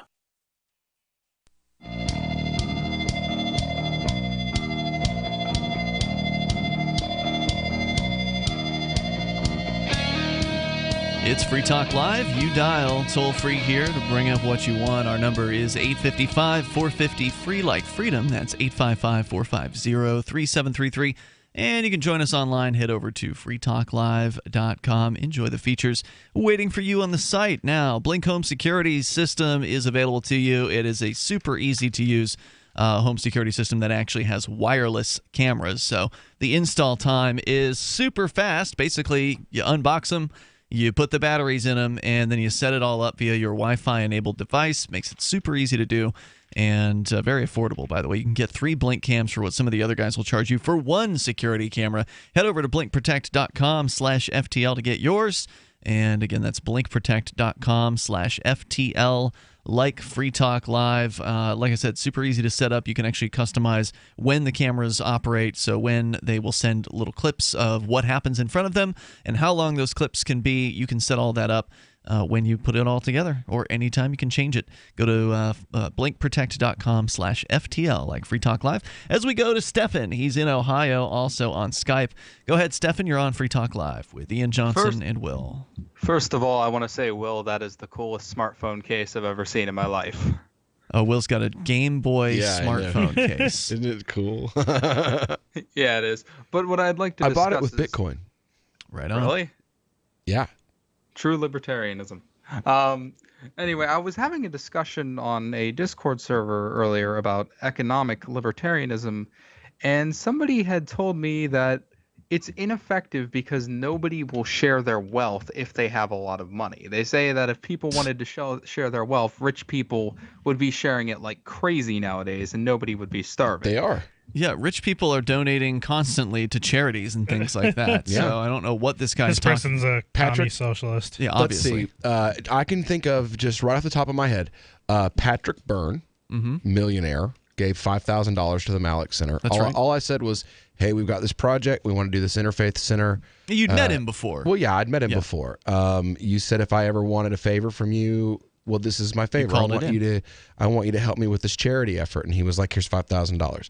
Same thing with Bruce Fenton. I'm like, you know what, Bruce? I want us to be able to say that we're the first mosque to have half of our budget be cryptocurrencies. And he was like, all right, here's $1,000 in cryptocurrency. Bam.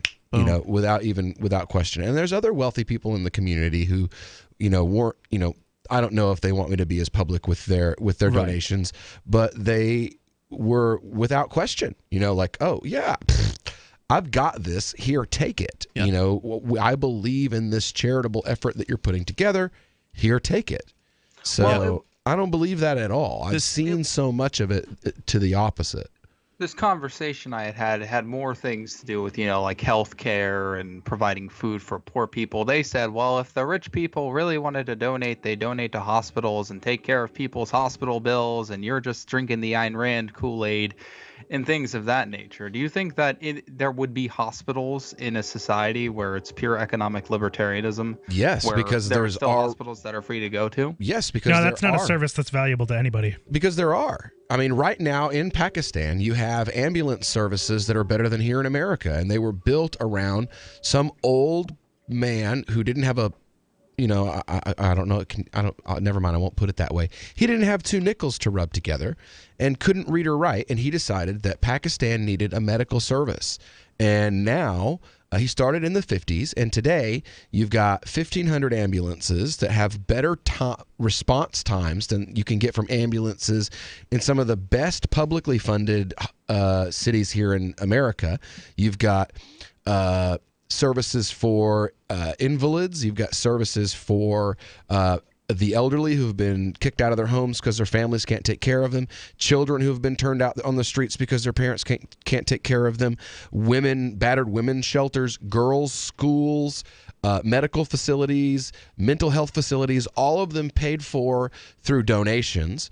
The Ethi Foundation specifically rejects government handouts. They will not accept government funding or subsidy from the U.S. or from Pakistan. No. And they've created, he literally was a poor man who created a philanthropic empire all across Pakistan. When we're double tapping and we're killing ambulance you need to stop people, doing that, man. We are killing people that work for this man. I've not killed anybody in an ambulance. I've never killed anyone, period. When the U.S. government is double tapping and killing first responders, it's Ethi Foundation workers that they're killing. And all of this is created through philanthropy, through specifically rejecting government handouts. And he says when the people of Pakistan no longer want these services, they will stop paying me to provide them. Yeah. So this is a free market alternative to, standard emergency services like what we have in many places here in the U.S. then. Not only is it a free market alternative, it's superior to Pakistani state alternative. Yeah. And in some cases, it's superior than American provided state services. Their response time, the ambulance response times from the Ethi Foundation are better than you can get here in the U.S. That reminds me of something I read a couple days ago. I think I saw it on Austin Peterson's page where somebody had said that Uber was a lot cheaper than an ambulance service. It is. And responded quicker. It is. And God, it's probably true. And they were like, if you have a stomach ache, don't bother dialing 911. Just call Uber and say, hey, drive me to the hospital. They'll be there faster, and it won't cost you $1,700 one way. Yeah, that's a great point. Yeah, that's pretty ridiculous. So your guy that you're talking to here on this Discord server, which as I understand is basically a series of chat rooms that people can run and talk in as well. This dude obviously does not understand rich people. Many of them are wealthy, and they share their wealth. His tag is market socialist, so I think that explains a lot. Yeah, there was no surprise there. If they've got a bunch of money, that usually means they're looking for something to do with it. And so when somebody comes along and says, hey, I've got this great thing that we're doing, do you want to sponsor it? In a lot of cases, they will. And even as we talked about on Sunday night with the chapter in Economics in One Lesson about saving, you can put your money away in ways that make you more money, but also help people as well. So rich people are constantly reinvesting their money, donating their money. Now, there may be some rich person who's just socked it all away underneath a mattress somewhere, but I would tell you that those are the unusual characters rather than the typical ones. I'd love for some guy to come to me and be like, you know what? I've been working in lawn care and, walk shoveling for 8 years, and I want to break out of my own business, but I just need like $5,000 startup capital to go along with what I've got. I've got this equipment. I want to get better equipment. I'll give you 5% for 5 years to pay you back. I would love for somebody to come to me with an offer like that so that I could help them start their own business, and at the same time, now I get to sit back and enjoy a residual income. But wouldn't that be more of an investment than a charitable donation? That, to some extent, yeah. But if that person can't get the investment through the traditional channels, it's both. It almost comes off as a charitable donation. So if they they can't get a loan through a bank, banks aren't there to help people, man. Banks are there to make money. That's true. Hence why I don't use them. Stefan, thanks for the call here tonight. I appreciate hearing from you. The toll-free number is 855-450-FREE. That's 855-450-3733. And even if you can point out a rich person to these people that hate rich people that's actually very charitable, and you can give them real evidence for it, they'll just claim that they're not giving away enough for their satisfaction. The week that Patrick sent me a $5,000 check, I saw 5 other groups he sent one to. Coming up, Free Talk Live. The answer to being in control of your own healthcare is freedom from insurance. Become part of a group of self-pay patients that come together to share in each other's medical expenses. Individual share amounts begin at $107 a month and $347 for families. Choose from 3 health sharing programs. Holistic treatments may be eligible for sharing. See guidelines. Discount programs available for dental, vision, and pharmacy. Go to libertyoncall.org. That's libertyoncall.org. Most people think life insurance pays after you're dead. That's true. But did you know you can have tax-free access to your life insurance while you're still alive? You can use the life benefits of your life insurance to grow your money with certainty and guarantees. No stock market risk, no tax risk, and no penalties. Call Life Benefits if you'd like a free book about how this can be done. Call 702-660-7000. That's 702-660-7000. On Free Talk Live, we're bringing people to the ideas of liberty every day. From wrestling superstars like Glenn Jacobs. You guys really are having an impact, I believe. Like I said, a lot of where I am now is due to listening to Free Talk Live. You changed my mind on some very important issues years ago. To random people tuning in on the radio. I was kind of stuck in the left-right paradigm. I heard your show by chance on a Saturday night. From there, I went on, joined the Free State Project, and become an amplifier. So, I mean, that's really the reason why I amp is because I know that if it wasn't for you guys being on as many stations as you are, I never would have found the ideas of liberty. Your amp will directly change more lives by getting Free Talk Live in front of people looking for talk radio online and on the air. When you amp Free Talk Live, you get perks like access to the AMP-only Facebook group and AMP podcast. Visit amp.freetalklive.com.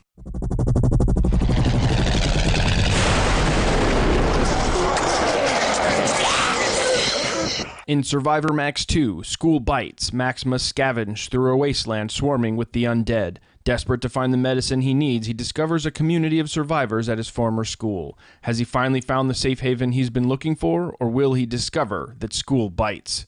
Look for Survivor Max on Facebook, read reviews on Amazon, and read Chapter 1 at survivormax.com.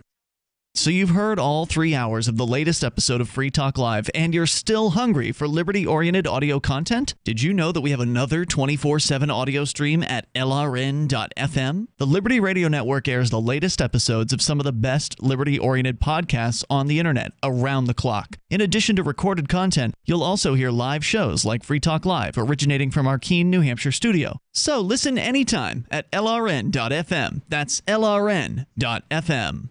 The Free State Project has reached its goal of 20,000 liberty lovers who've pledged to move to New Hampshire and get active to achieve liberty in our lifetime. Perhaps you're trying to figure out what part of New Hampshire should be your destination. If so, consider Keene. You'll find more than 150 reasons to move to Keene at move.freekeene.com. Keene is famous for its historic, publicity-generating activism, as well as being the liberty media capital of the world. It's home to freekeene.com, New Hampshire's destination for liberty activism, news, and opinion. For years, we've been compiling over 150 reasons to move to Keene at move.freekeene.com, where you'll learn about some of what's happening here and what makes Keene a great place to live. If you love liberty, you'll probably enjoy anywhere you end up in the Shire. But do your due diligence first. Please visit move.freekeene.com for the full list of over 150 reasons to move to Keene. That's move.freekeene.com.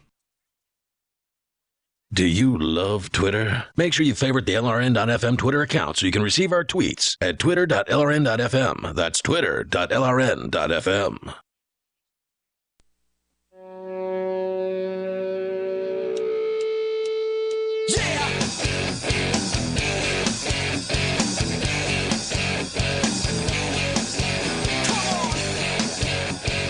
It is Free Talk Live. You can dial toll-free to join us right here. Our number is 855-450-FREE, like freedom. That's 855-450-3733. We've got Skype at Skype username LRN.FM with you in the studio for tonight. You've got me, Ian. And Johnson. And Will. And don't forget, you can join us online. Just head over to freetalklive.com and enjoy the features that we have waiting for you over at freetalklive.com. All those other talk shows out there, they want to charge you for accessing their websites. Ours is free, so head on over and enjoy. Also, if you want to help build a better financial system for everyone, you can join Dash. Dash is digital cash. It's a digital money platform designed to replace cash and help people manage their own wealth. It's fast, it can be private and easy, fees are low, and transactions are quick and can be confirmed instantly. You can pay anyone, anywhere in the world, anytime for just pennies on the dollar. Dash is decentralized and run by users who earn rewards for helping run the network and make governance decisions. Anyone can invest in Dash and earn rewards for helping run the Dash network. So join Dash and help create a better financial system for everyone. Take back control over your financial future today. Find out more at Dash.org, and there's a lot of momentum behind Dash right now. So go to Dash.org and find out why. As we continue, we'll take your calls about whatever you want to discuss. In the first hour of the show, we did talk about the beginning of a story called The Bitcoin Hoax over at HuffingtonPost.com by Robert Kuttner, who has told multiple lies and or, if he didn't know they were lies, is spreading just blatant misinformation about Bitcoin, like claiming that it's anonymous and claiming that there's no fees, which is both false. Bitcoin is a public ledger, and there are definitely fees. In fact, that's one of the worst parts about Bitcoin these days. He then goes on to claim that the central banks and bank regulators did a pretty good job of managing the money supply for half a century after the Great Depression. But then he claims that fintech wizards, who he claims are people like Bitcoin enthusiasts, started inventing new forms of infinite leverage in the 1980s. It took about 20 years for this brew to become truly toxic. The result was the collapse of 2008. So what is he talking about here, claiming that there was some sort of thing that was done differently in the 1980s? He doesn't really get detailed on exactly what he's suggesting. He claims there was regulatory capture in the 1980s, and those people who captured the regulators in government somehow did something to create the collapse in 2008. It would seem to me that it was the federal government's monetary policy, which has always been inflationary, that was part of the reason why there was a collapse in 2008. What is it that he's saying changed? I mean, I'm not expecting either of you to know, but just asking aloud, what is it that he's suggesting here happened in the 1980s in government to lead to the collapse of 2008? I don't know. In the 80s? That's his claim here. He says they invented new forms of infinite leverage. Probably the banking regulations that allowed them to credit default swaps and stuff like that. The that creation kind of that kind of thing. Yeah. Yeah, I don't know what that is. What's a credit default swap? Credit default swaps is basically where you're betting against the creditors. They You're betting.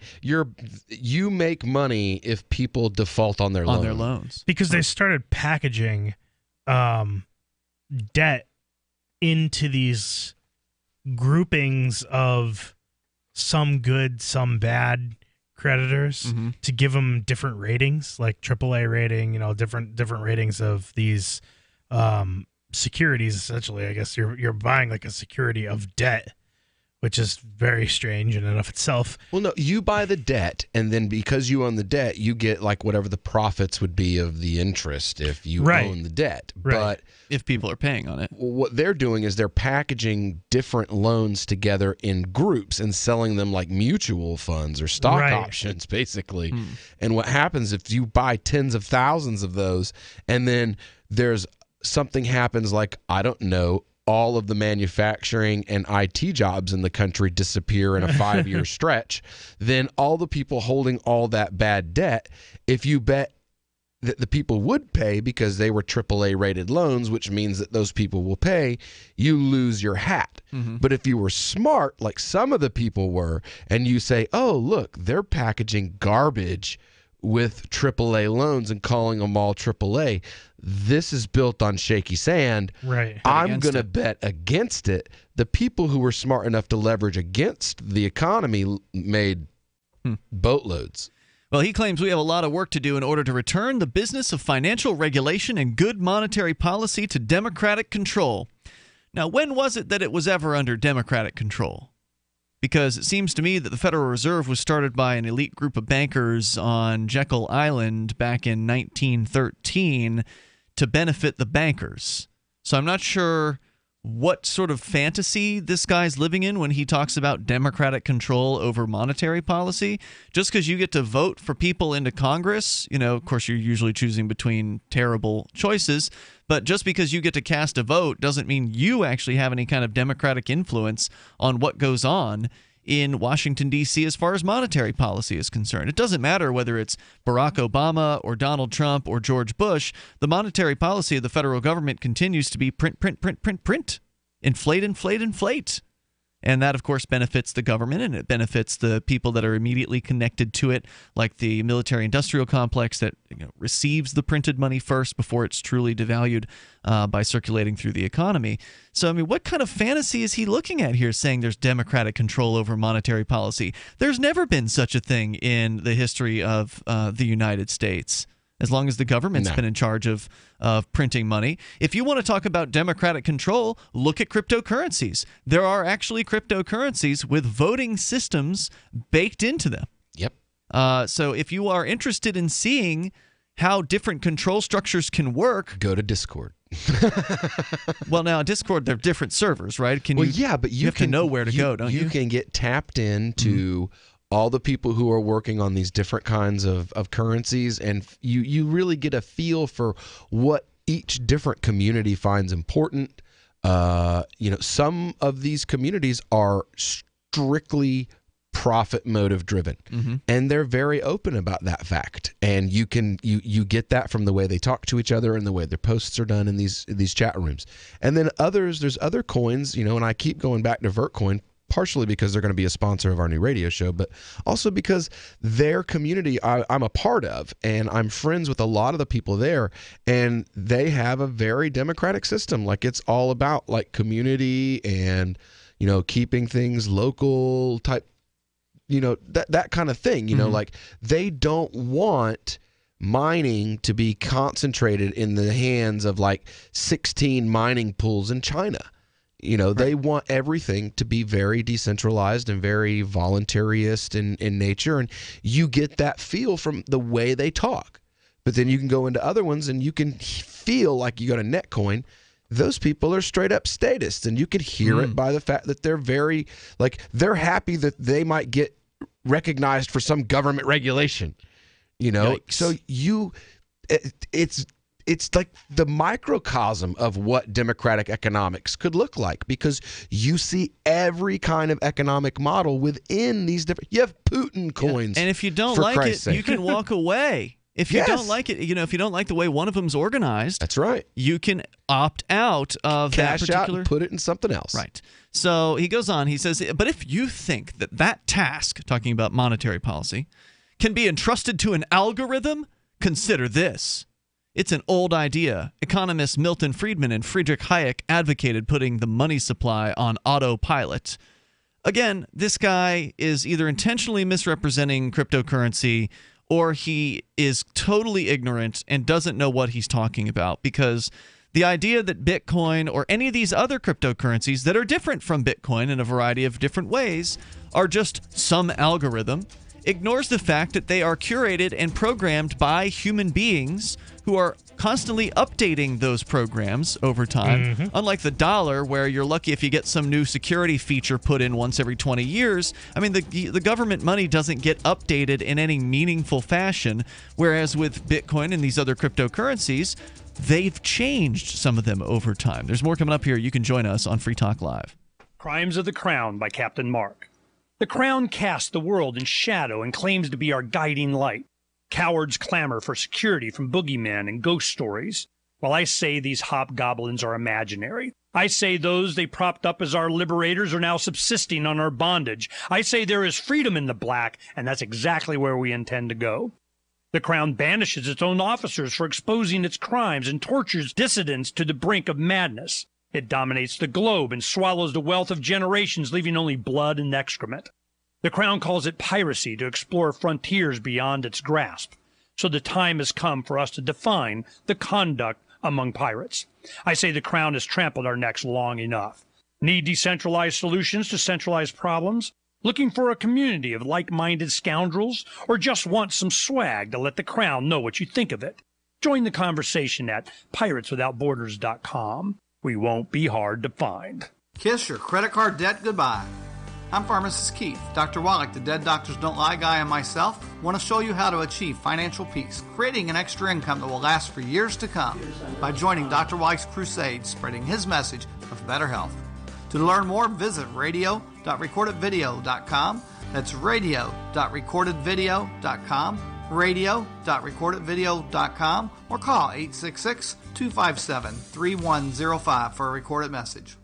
Looking for that edge during those intimate moments? We see many ads for enhancement, but the side effects include death. At GCN Team, we should change the Healthy Body, Brain, and Heart Pack to the Healthy Libido Pack. The brain and heart are not the only organs that require a healthy vascular system. For proper blood flow at the right moment, go to GCNteam.com or call 877-878-4203. That's 877-878-4203. That's 877-878-4203. This is Michael Dean from the Freedom Fiends. I've run websites since 1996 and have used over a dozen web hosts in that time. AgristHosting.com is the only one that hasn't broken my heart. Agrist Hosting's uptime and service is stellar, and their DDoS mitigation is the best I've seen. That's important because if you tell the truth in this world, you'll ruffle feathers. And some people will try dirty tricks to silence your voice. No matter what the haters hit us with, Agrist Hosting keeps our websites online. If you have a mission-critical commercial presence or a world-changing activism site, you cannot tolerate any skullduggery. So go with agristhosting.com. Have a WordPress or blog site, but you're not satisfied with performance or uptime? Or just want raw hosting? Want to pay with Bitcoin? Agrist Hosting specializes in high-performance hosting with personalized service. Go to agristhosting.com and click on the button that says Get Hosted. That's agristhosting.com. LRN.FM is proud to announce our official listening apps for Android and iOS devices. Now you can easily tune into our streams anywhere, anytime on your smartphone or tablet. Just visit apps.lrn.fm or search for LRN.FM in the Android or Apple app stores. Please download, rate us 5 stars, then share the link on your social media and let your friends and family know how you're listening to LRN.FM. Download it now, free at apps.lrn.fm. I love My Magic Mud. I drink a lot of coffee. I had stains on my teeth. Then I found My Magic Mud, and I was told it would remove stains. So I paid attention when I brushed the first time. My Magic Mud is black tooth powder, and the difference it made in my teeth in one application was noticeable. With 4, my teeth were as white as you normal folks out there. Please go to mymagicmud.com and buy a jar. There's 150 applications for $25. You can use Bitcoin, mymagicmud.com. If you enjoy LRN.FM, please contribute to your favorite shows via their websites and become an amplifier at amp.lrn.fm. That's amp.lrn.fm.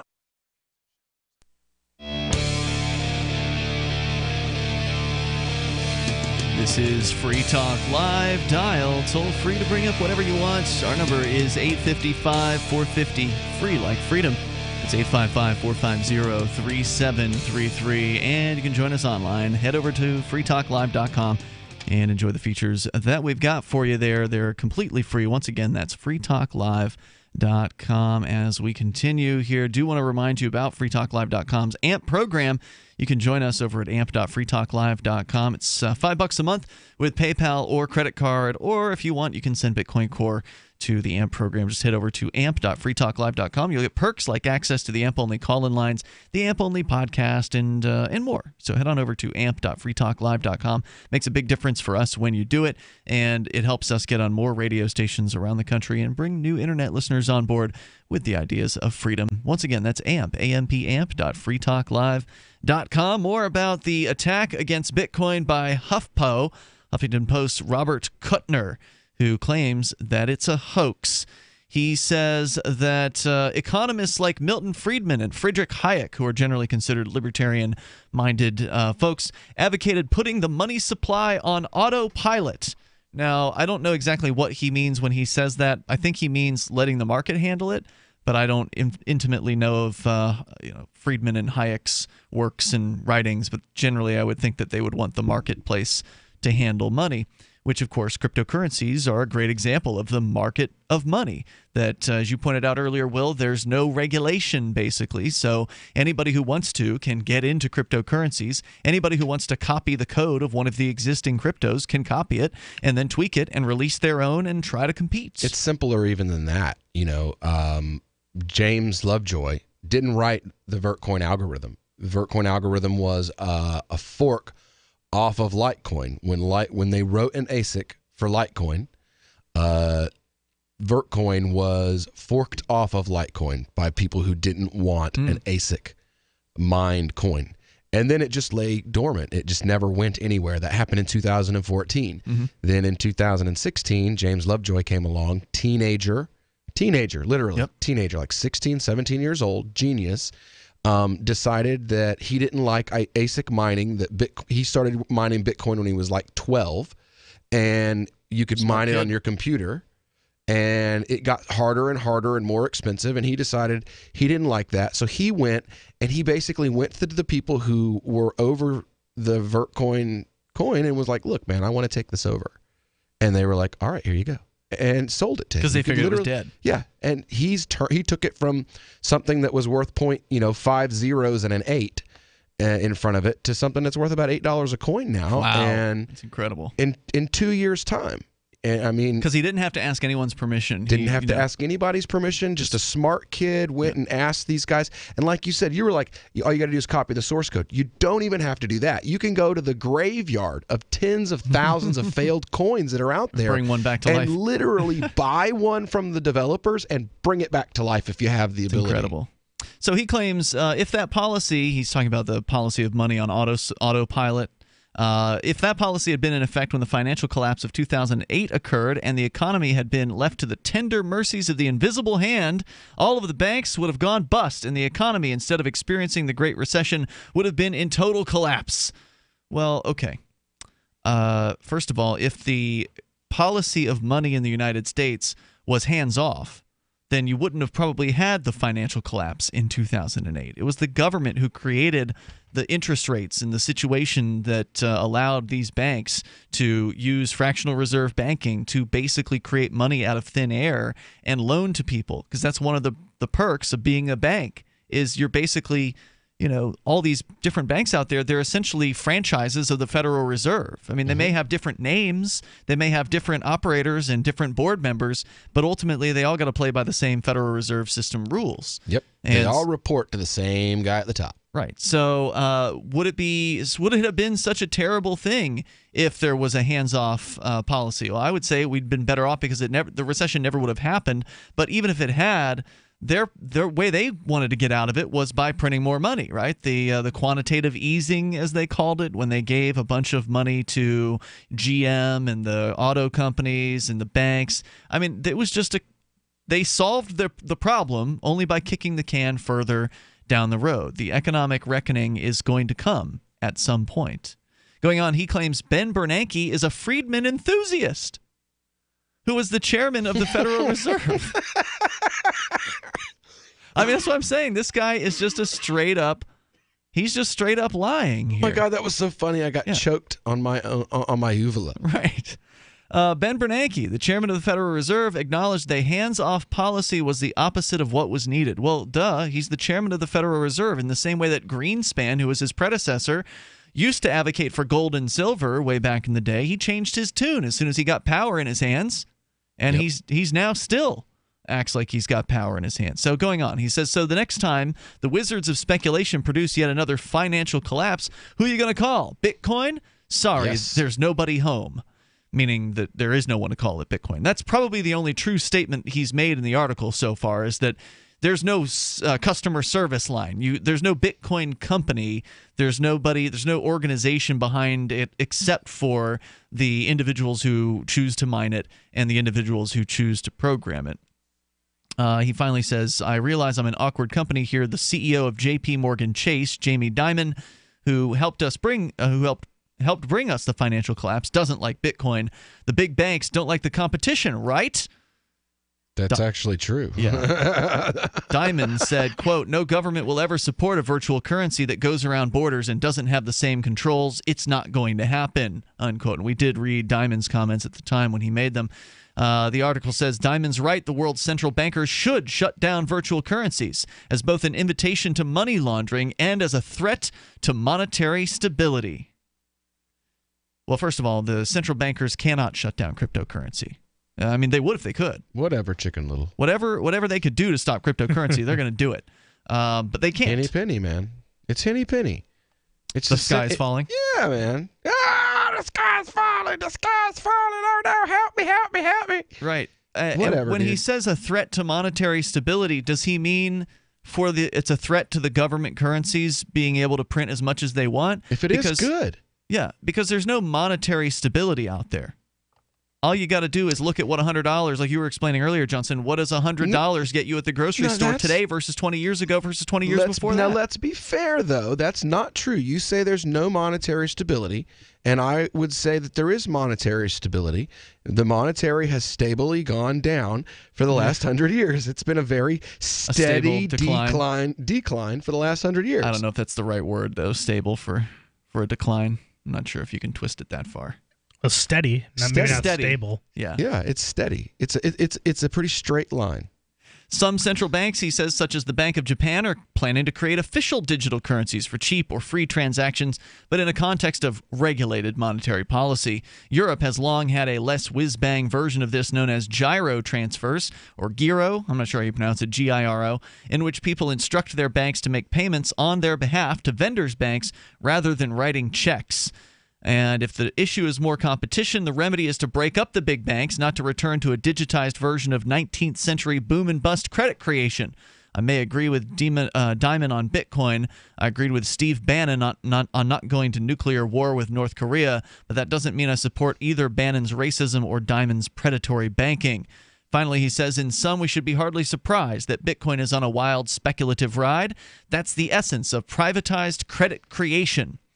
And if you think this gambling is zero-sum and victimless, then he says you should Google the panics of various different credit? years. What the hell is he talking about? Credit creation? What credit? Yeah, he's likening credit to cryptocurrencies. I don't get. But is my credit score going up because I own some Litecoin? What is he talking about? Like in one sentence he says it's useless. You know, like you can't use it, you can't buy stuff with it. Well, you can buy stuff with credit. So, like, I mean, how does he keep conflating the two? I mean, does he think that the readers are just stupid? Obviously. I mean, he has misinformed on so many different aspects. It's not even misinformed. They're in no way, credit and cryptocurrencies are in no way related whatsoever. Correct. Not at all. Cryptocurrencies are a digital thing that you can pass between people. And if you loan that thing out to somebody, you better trust the person that you're loaning it to. For real. Because there's no way that you can call it back. Exactly. It's impossible to do that with well, I guess Bitcoin changed the rules. But most cryptocurrencies, it's impossible to call it back. The toll-free number tonight, if you want to join us here, 855-450-FREE like freedom. But as they say, you know, the old saying, first they ignore you, then they laugh at you, then they fight you, then you win.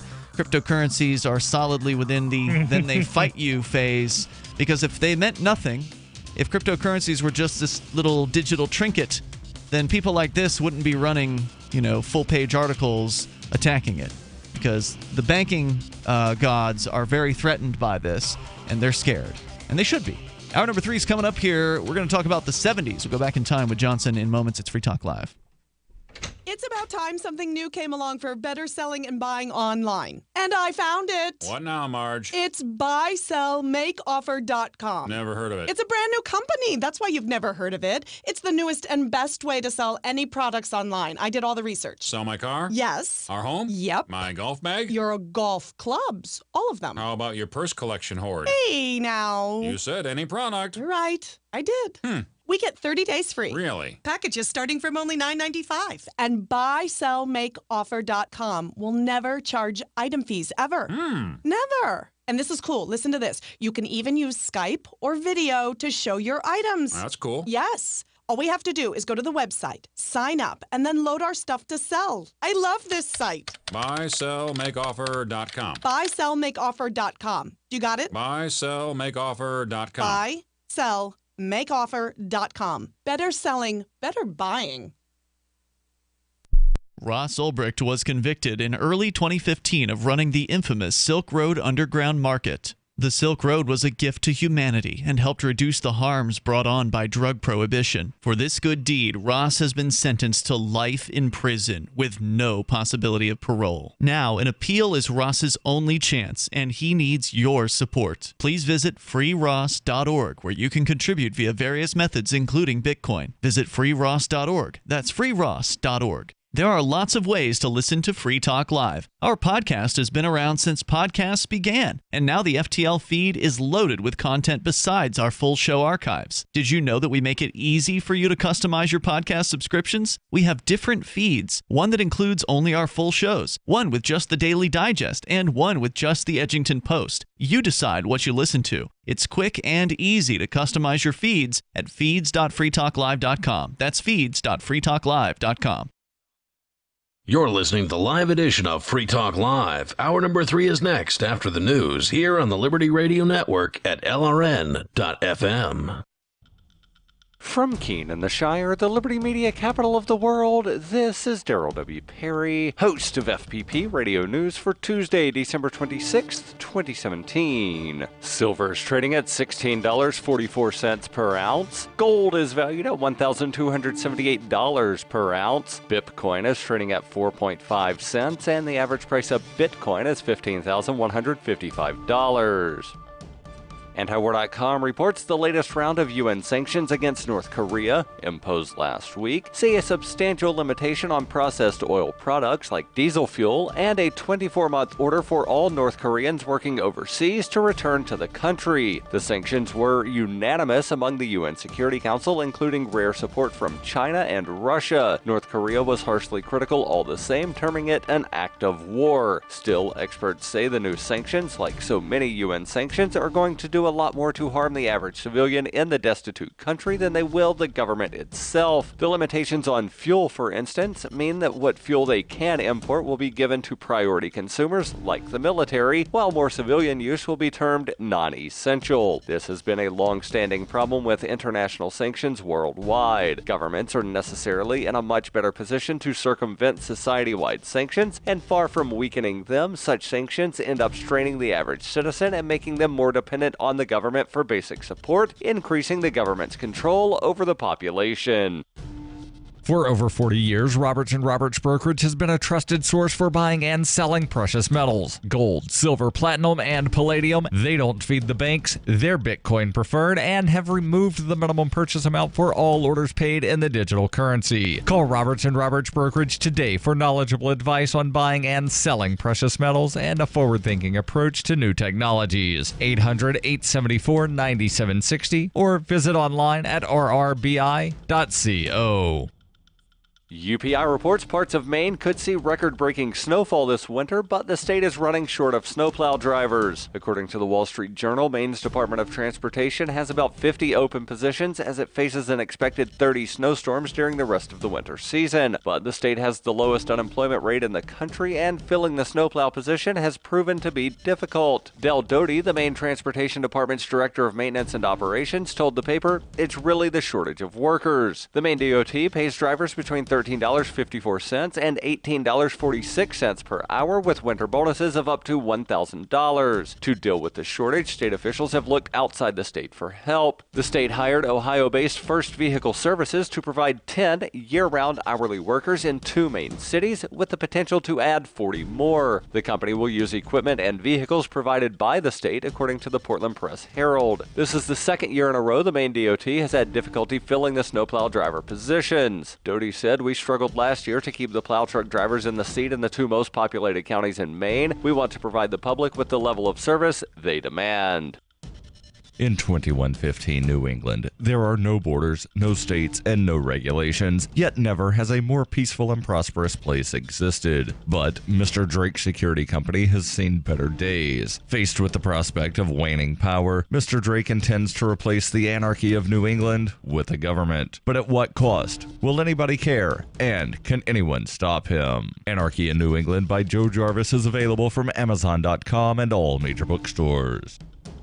Reuters reports a man claiming to be the person who delivered a gift-wrap package of horse manure at the Los Angeles home of U.S. Treasury Secretary Steve Mnuchin said on Monday he did it to protest the federal tax overhaul signed into law last week by President Donald Trump. Robert Strong, a psychologist for the Los Angeles County Public Health Department, said he left the parcel addressed to Mnuchin and Trump in the driveway outside Mnuchin's home in the posh Bel Air community. KNBC-TV, an NBC television affiliate in Los Angeles, reported Mnuchin was not home at the time. The package was found by Mnuchin's neighbor. Strong told Reuters, "Protest really should be fun. People's eyes glaze over when they see angry people in the streets." Strong said he believes the new tax law will hurt poor people. Neither the U.S. Secret Service nor the Los Angeles Police Department, both of which investigated the incident, would confirm Strong was responsible. The Secret Service interviewed an individual who admitted delivering the package, but no charges had been filed against him as of Monday afternoon. LAPD Lieutenant Rob Weiss said it was possible whomever left the package did not break any criminal laws. While he is not assigned to investigate the incident, he did say if the box did not present any danger, it would not be illegal.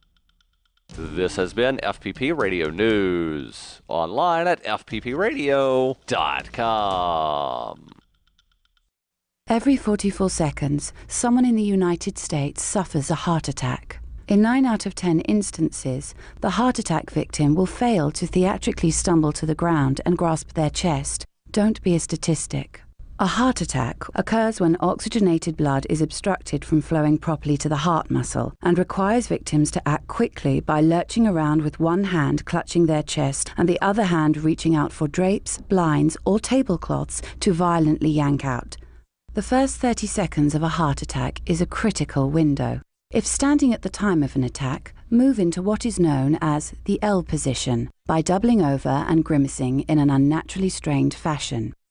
Use one outstretched hand to grasp for support as you stumble forward, while using the other trembling arm to sweep everything off a table.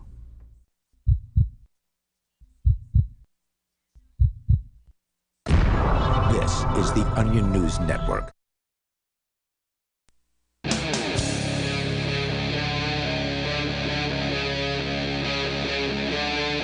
Free Talk Live. It's Free Talk Live.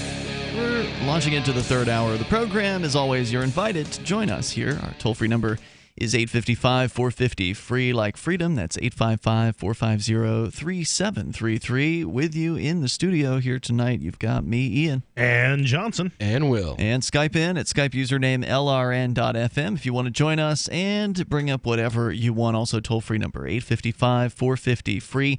Johnson, we're moving on from cryptocurrency here tonight, though, of course, if you wanted to call in about that, you're certainly always welcome to call in about anything you want to discuss. But, Johnson, you had a story to go back to the American dream of the 1970s? That's right. The lesson in critical thinking here about the American dream, essentially. Yeah, tell me about that. Where's it coming from? So it's coming from MarthaRush.org. I think I found it on some sort of a libertarian issue, the Reddit or some news sharing site. I think it might have been. Also, I might have found it on somebody's Facebook. I have no idea. Okay, I just thought it was interesting. Yeah. And I'm friends with a lot of like-minded people. Got it.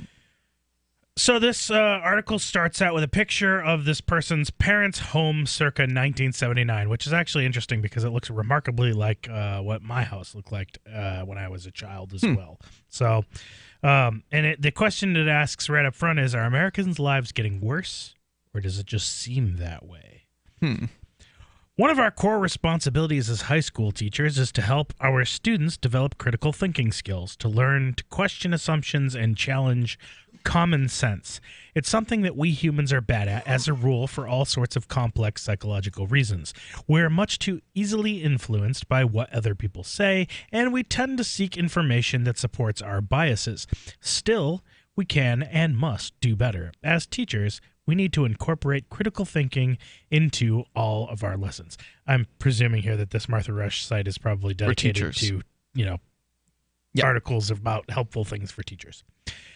What got me thinking about this challenge this week was a quote in a New York Times story. The mayor of Oshkosh, Wisconsin, stated what many believe to be true about our economy today.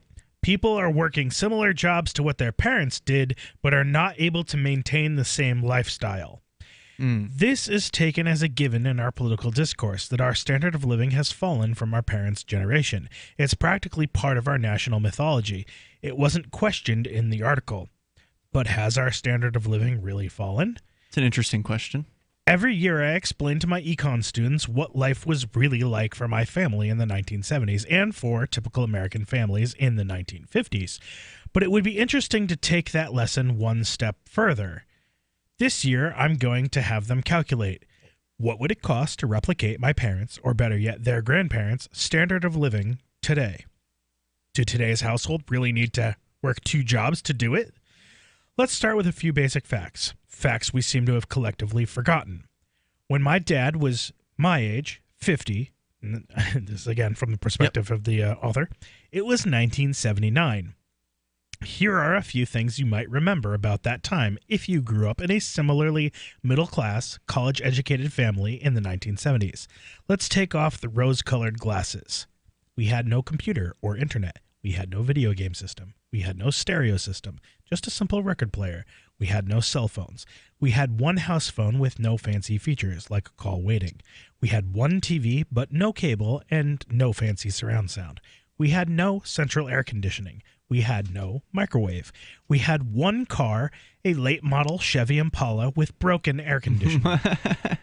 Our house, which seemed large at the time, was 1,900 square feet. Okay.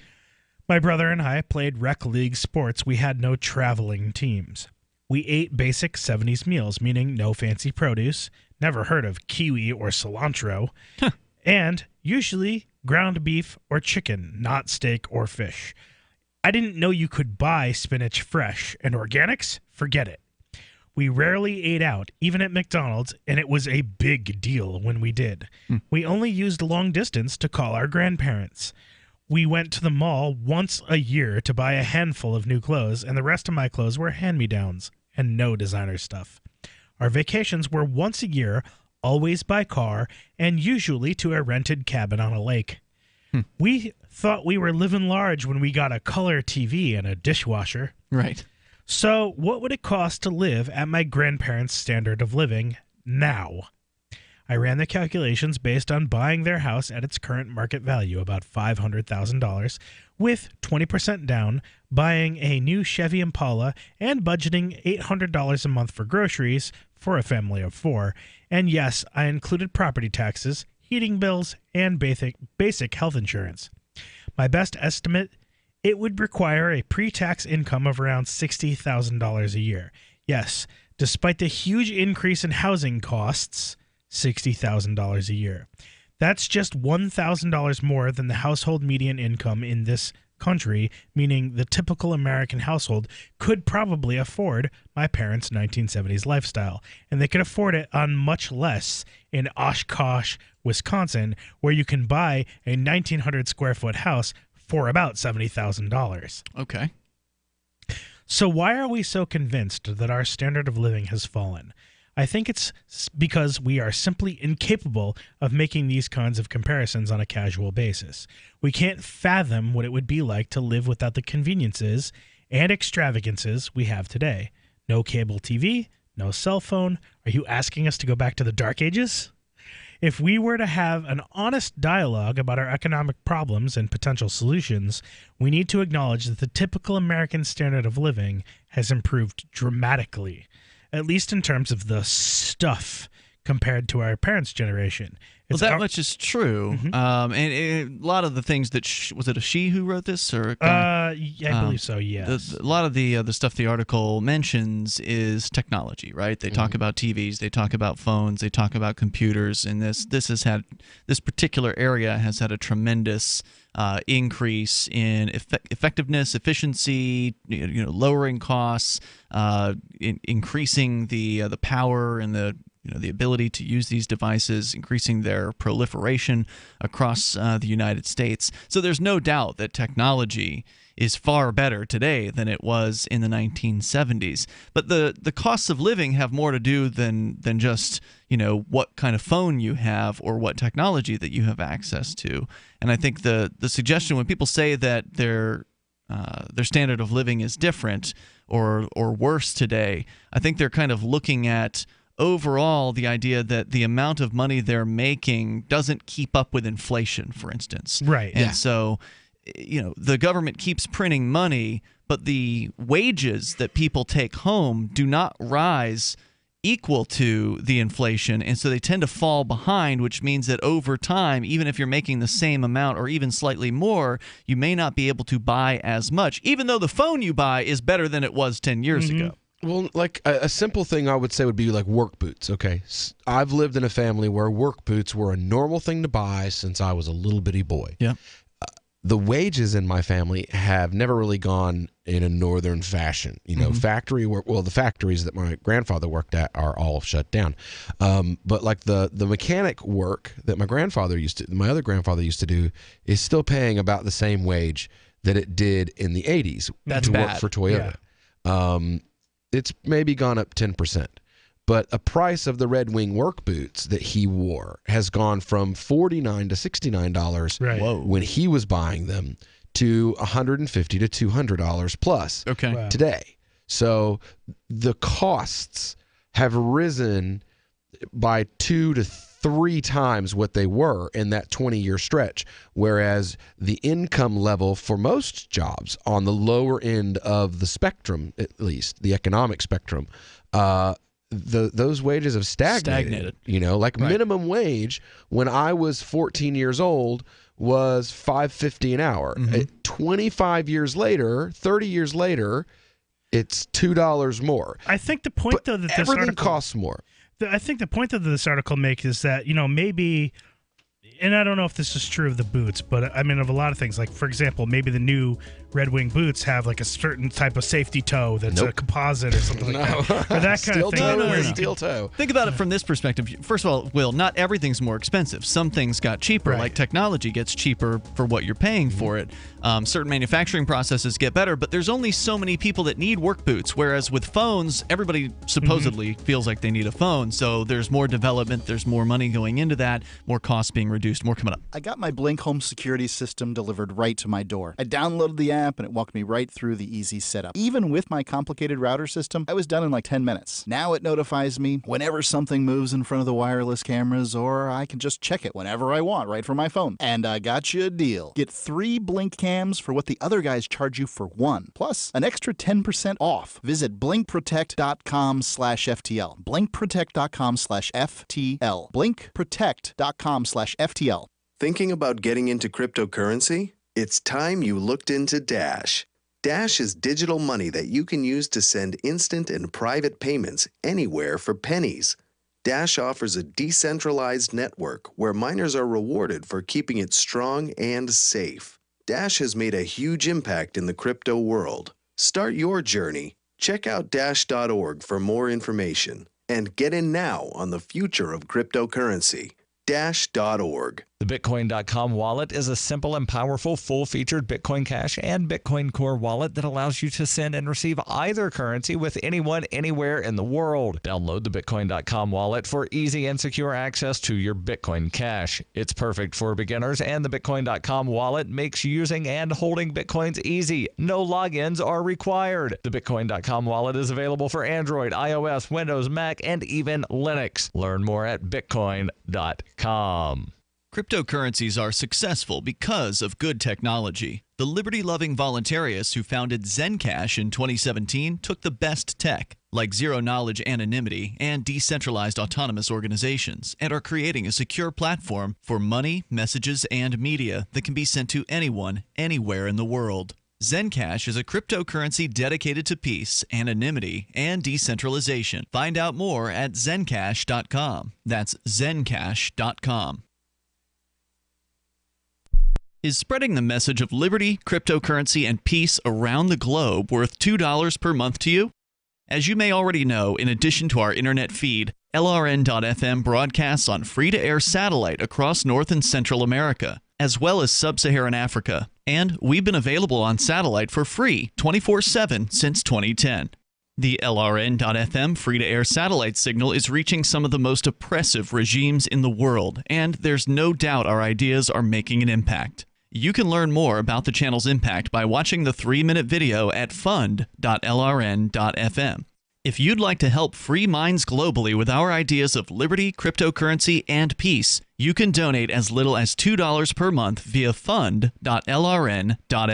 You can help us continue and expand our satellite broadcast to multiple continents. Visit fund.lrn.fm today, and thank you for your help. Don't forget to share the link on social media. That's fund.lrn.fm. The 3 most important things you can do for Free Talk Live are: 1, share 1 episode a week on Facebook or in some other social networking site. 2, buy the things you buy online through shop.freetalklive.com. 3, give $5 a month to the AMP program. It's my firm belief that Free Talk Live's AMP program is the best use of your charitable dollar among liberty-oriented organizations. Support all the organizations you love, but make sure you give $5 a month to AMP at amp.freetalklive.com.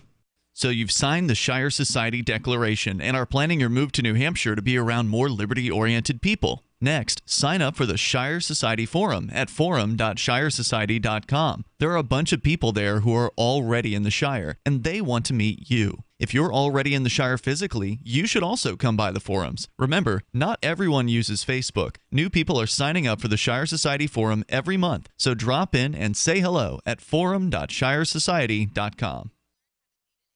You can put the Liberty Radio Network on the air in your area. Visit broadcast.lrn.fm to learn how. Broadcast.lrn.fm.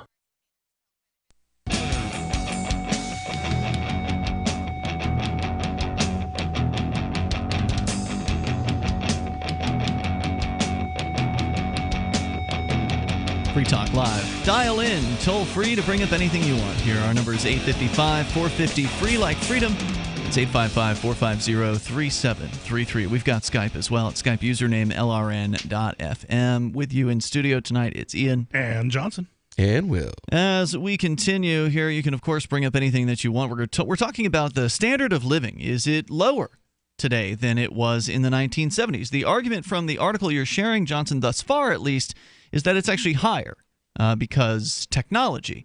But aren't they leaving out some other important things? I mean, if we look at the technology, there's no doubt it's way better and cheaper than it ever has been. I don't know that their argument is necessarily that they're saying that it's higher. I just think that they're saying that you could potentially do that same exact style of living on the, like the argument nowadays is that you can't live on, you can't live on a single person's. median. Basically, what they're saying is that you can't live the same way that on a median income from the 70s in today. And his argument is that that's true if you live like if you live like it's the 1970s. Right.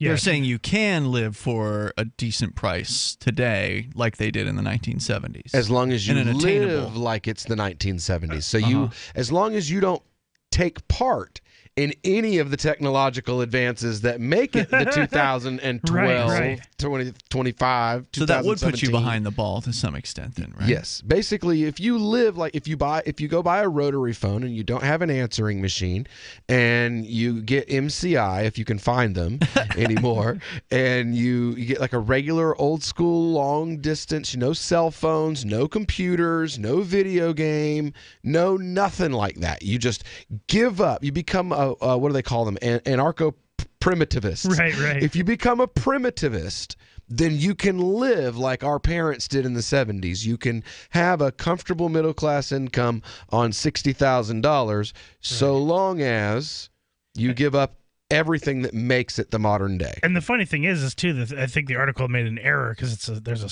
star right at the end of the article that says the article originally stated that $60,000 was the individual median income. It is actually the household median income. So the median income now is actually $60,000 for a household. So it still would require a two-person income to live that like way. the 70s. Right. Okay, so she's okay. Also, do want to let you know about Bitcoin.com. So if you are new to cryptocurrency, you heard us talking about it earlier here tonight, and you want to learn the basics, just get over to Bitcoin.com. They've got some really good introductory information there, plus an excellent news site to keep you in the loop about cryptocurrencies like Bitcoin. Go to news.bitcoin.com to find the news site, and then there's a bunch of other aspects to Bitcoin.com. So just go there, learn more, and check it out. You're reading from a teacher's blog, and she is writing about the 1970s, comparing the life then and the costs then to the costs now.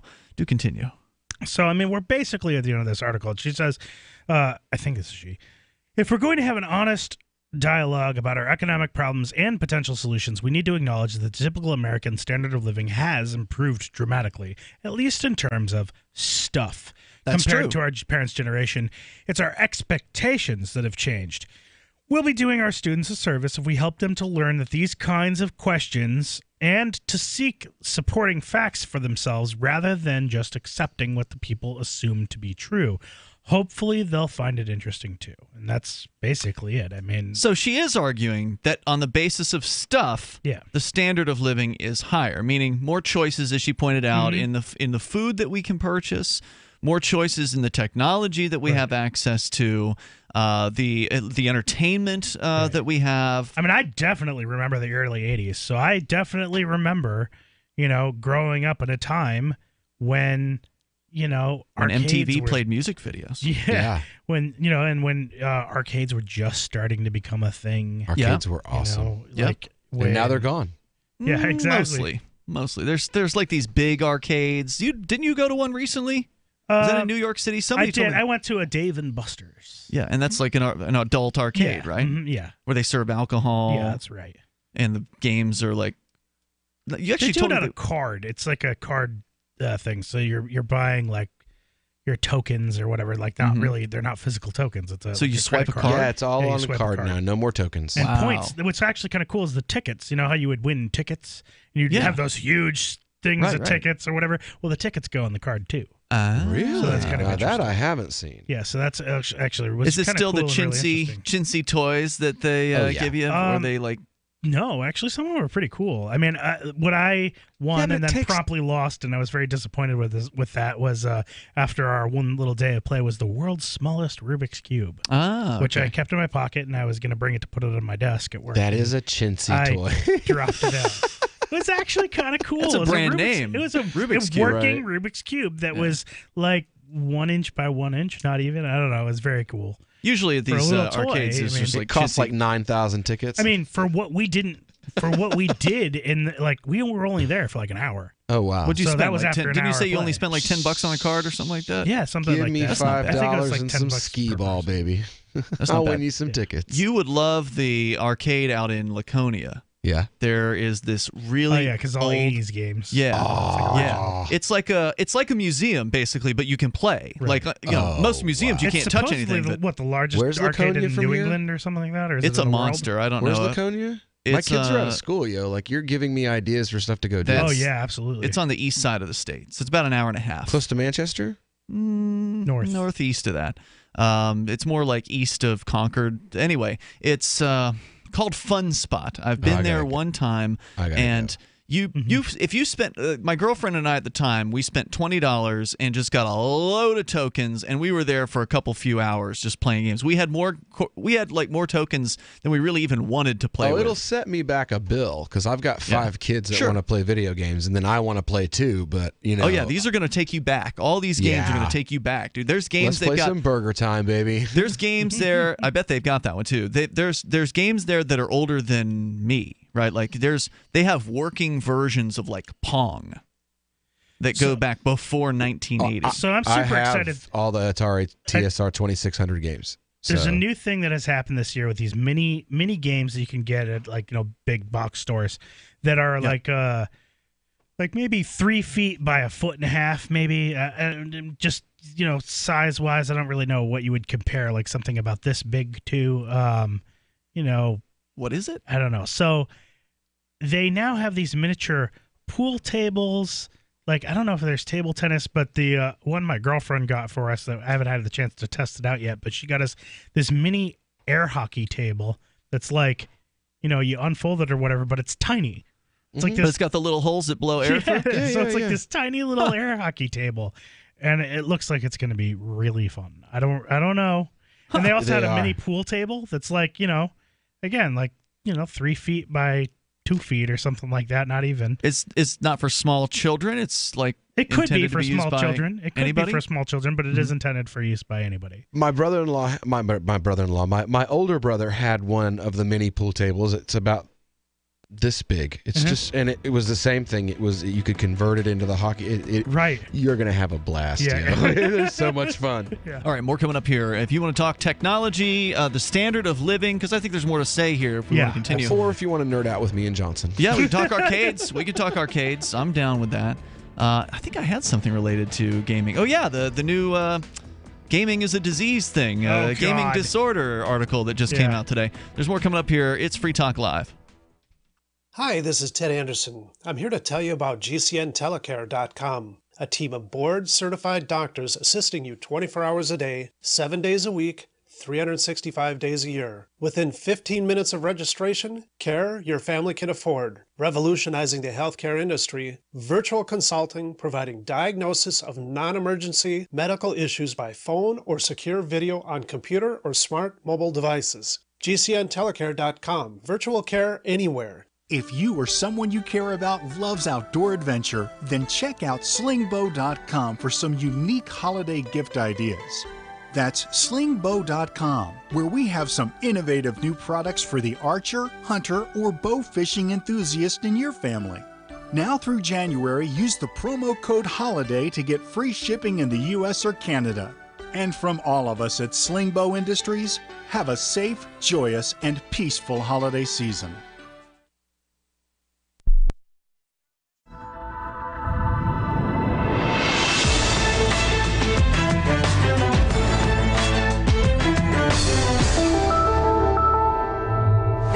Zone. I'm Brooke Alvarez. Our top story tonight, Congress has passed a bill naming incomprehensible shouting the official language of the United States. I'm sick and tired of listening to people who say that Americans should not know what to know, and that's not what it is, what the policy is. The red-blooded American is what we have in this day and age. Under the new law, public school classes will only be taught in incomprehensible shouting, and government agencies will no longer offer translators to non-shouting speakers.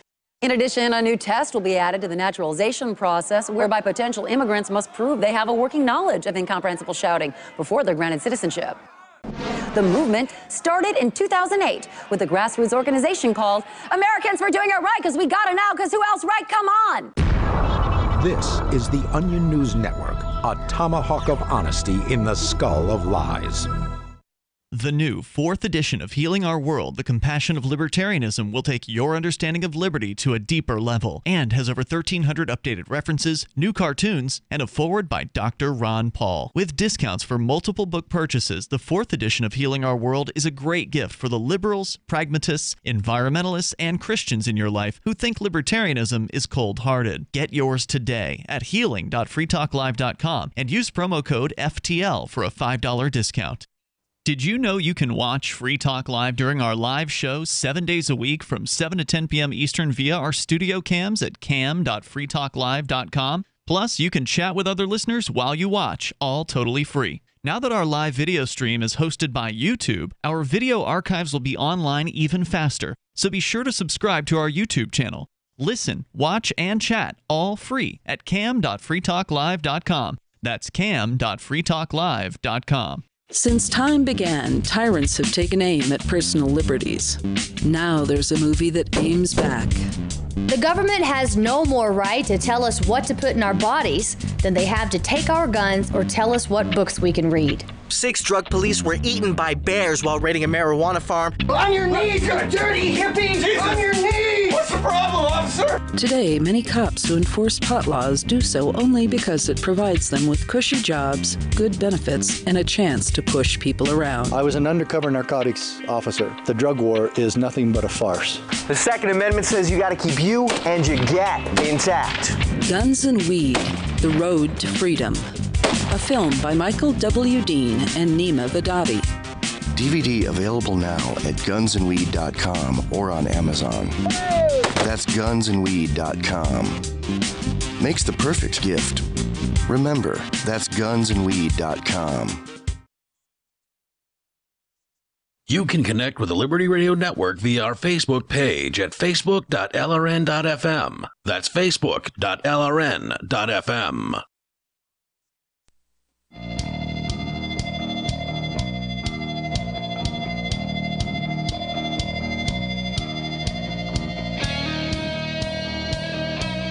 This is Free Talk Live. You can bring up whatever you want. The toll-free number here is 855-450, free like freedom. That's 855-450-3733. We flashed back to the 1970s in a story from Johnson and talking about the standard of living. Is it actually up or down? Well, it depends on how you look at it, I think, is really the answer to that question. Do you have access to more things now? Yes.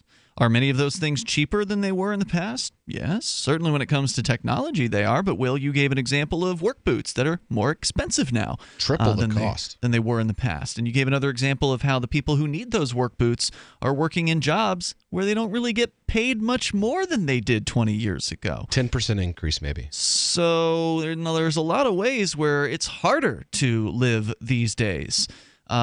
Let's continue the discussion. You're welcome to join us here. The toll-free number is 855-450, free like freedom. That also brought us into a discussion about arcades, just because we were talking about the past and, things that we all lived through here. All of us are in our mid to late 30s on the show here tonight. So we grew up in the 1980s, in the heyday of arcades. I was too young to really have any meaningful money to spend in arcades, but I sure did spend a lot of time watching people play in arcades at that time. And, of course, now we barely even have anything that resemble arcades anymore, although there are the fancy sort of adult arcades where alcohol is served. I remember going to one in Texas I don't know, must have been like 20 years ago, even when arcades were still kind of around, that had one of these newer models where it was clearly targeted at adults. They had like a DJ playing at the arcade. Cell phones killed the arcade, I think. Why? Because you can play video games on them? I get a video game right here, man. Any game I want. Sure. I don't know if I would cell say phones. home game systems were a little bit earlier than. You had home game systems back then. You could get Ataris, Not as you could good, get though. Nintendos. True. Arcades were superior to the home Nintendo system usually. And now the TVs and the speakers and all that stuff is. Well, the first time I ever saw 3D gaming was at the arcade. Right. Virtua Fighter, baby. Oh, yeah. That was a Virtua big one. Fighter was awesome. Yes. So, Stefan, who had called in earlier here tonight, had actually sent a message confirming. He says Fun Spot, the arcade I was talking about in New Hampshire, is the biggest in the nation. Okay, it's in the nation. Really? That's what he claims. I don't know if that's true, but it is a multi-story arcade. The claim. It is more than one story. So was the arcade that I went to in New York City. So. Yeah, but how many games did they actually have? A whole lot. Really? Yeah. Huh. Okay. Well, I don't know. That's what he claims. I'm not making the same claim. I'm just telling you what he said. Yeah, there are a lot. I would say that there are a lot at Fun Spot, but I don't know if it's the large. I mean, I would be feel like I've surprised been to if other it was the arcades largest. that are like very similar in size. Yeah, I'd be surprised if it was the largest, but it's definitely a fun place to go if you love old arcade games. I don't know if they're still there, but there used to be this huge arcade down on just below the boardwalk in Daytona Beach that we used to go to when we would go to Daytona all the time. It was a beautiful spot, and it had like the punching bag thing, and tons and tons of games. Skee ball, that's my game right there. Skee ball. My mom lives down in Delaware, and on Rehoboth Beach, there's a series of arcades. There's a bunch of different like carnival kind of stuff in arcades as well, like several of them strung together. And I mean, if you put all that together, it would That'd be more square gigantic. footage. Yeah, but huge. Let's go to Joshua. He's calling on Skype. Joshua, you're on Free Talk Live. Hello. You all right? Yep, I'm here. Hey, you're on the air. Go ahead. Yeah, so the topic I'd like to bring up today is on cryptocurrency. Yes, sir. Go ahead. It's about a brand new cryptocurrency that I think is going to swipe the floor with all the rest. All right, let's hear it. Especially when it comes to adopted. So it's called the VBC coin, which stands for violence-backed currency. So And, this is the way government it works- issuing this one. Is that what you're saying? No. This No? is us. This is us. Who's us? And the way You are this involved? works is, yes. Okay. Yeah, so we're going to be putting this thing out here shortly, probably within the next couple months. Uh-huh. And the way it works is it's built on blockchain technology, but it has an infrastructure of 525,000 juggalos that will go through and enforce the use of the crypto if a business doesn't accept it. Okay. All right. Juggalos. Well, they need So, work, you know, so I guess that's good news. What is a juggalo? There's a You million don't know. out there. We only got I guess we should explain. 25,000 on. Let's explain what a juggalo is, because Johnson just made the point that we should, probably people out there listening that don't know what this term What is. is a juggalo? I don't know. I'm down with the clown. A juggalo. Are you down with the psycho? A juggalo is a fan of the, I don't know if you can call them a band, but ICP, Insane Clown Posse. What are magnets? The juggalos are their followers, the people who are obsessed with listening to their music. They have been, I guess, categorized as a gang in certain jurisdictions by governments, for instance. They were followed by the FBI and the Department of Homeland Security and labeled as a possible domestic terrorist Didn't they come out organization. as Christians a couple of years Yes, ago? they It's like- believe in miracles. They don't believe in questioning the, the wonder of nature. Like they had some of the most. They sued the federal government though, or the FBI, and they lost that case recently. I Right. think Yeah. over their gang affiliation designation is here to stay. designation. Yeah. So that's who the juggalos are. Anyway, Joshua, go ahead with your pitch for this new coin, where juggalos will enforce that people must accept it. Yeah, so so we took some of the framework of Dash. So about 5% of all the transaction fees that go through will come back, and they will be used to fund the juggalos that go through when someone won't accept the currency. So if you go to your local business, you're like, hey, I'd like to buy that hamburger using VBC, and they're like, well, we don't accept it here. You quietly, step away and say, okay, and then you go to the website, you punch it up, say, hey, Broadway Burger isn't VBC. Send and then in the all of a sudden we juggalos. got 5 juggalos that come in and make them, see differently. Spray Faygo all over the place. That's a great idea. I mean, it works the same way with the American currency. If some place won't accept it, then we'll just go in there and bomb them or whatever. But this is a little nicer. They're friendly clown faces. Well, there you go. When is this currency going to be coming out? Probably in the next couple months. We're still working on some bugs, and make sure that we got a secure messaging for them for all the juggalos, and trying to get the other 475,000 on board, so we have a full million. Should call it every city. Malenko state. coin. What's that? Great Malenko. It's one of the clowns of the. But then we. That's a juggalo. Then we might have to get some copyright stuff. What about copyright? What? I'm sorry. Well, yeah, if we do Malenko coin, we might have to deal with some copyright infringement stuff. So. I see. But BBC, it's out there.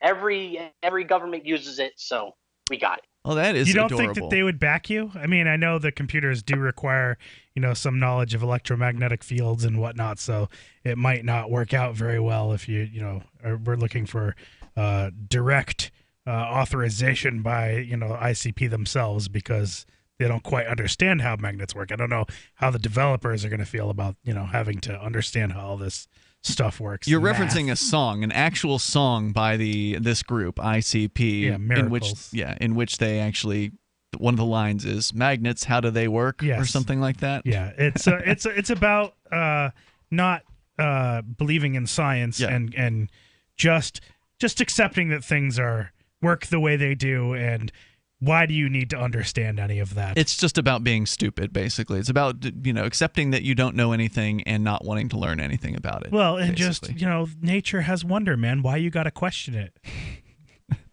So there you go. The dumbest thing I've ever heard. It's pretty dumb. And I got... You should see the lyrics. I got one last question. Yeah. Will Liberty Minded accept the Juggalo currency of the VBC coin? You better. Maybe. Or else. I'll let you know. Thanks for the call tonight, Joshua. Come say that to my face. I'm spiting words. Liberty Minded, by the way, is where you can go to get the official Free Talk Live gear and other cool T-shirts and such. You can go to libertyminded.com. You're always coming out with new designs too, Johnson. That's right. Maybe I need to have a juggalo inspired design. There you go. VB coin or else. The toll-free number here, 855-450, free like freedom. Check out libertyminded.com. Not only can you pay with the old money, but you can also pay with a variety of cryptocurrencies. And again, that's libertyminded.com. There's more coming up. You can join us on the radio. From the first letter of Captain Mark. History is full of flowery documents claiming to limit the power of the crown, but these poetic social contracts have been impotent to prevent the predation. Limited government is a lie they use to keep us submissive.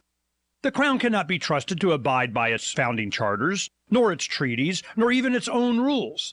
The essence of the crown is centralized violence, and I've had enough. That's why I raised my black banner. I am no revolutionary. My aim is not to reset the cycle of violence, but to break it. My aim is an evolved society, invisible to the crown, not a new hierarchy, but decentralized networks with no central figure for the crown to target. If you want your servile life, keep it, but we will not submit to the crown's agenda. And when you are ready to stop being its beast of burden, ready for adventure and opportunity, join us at pirateswithoutborders.com. Have you ever wondered who the second person to discover gravity was? When you're in the mood for a treat, would you go to the second best bakery in town? Or how about the name John Breckenridge? Recognize it? If you don't, that's because he came in second to Abraham Lincoln.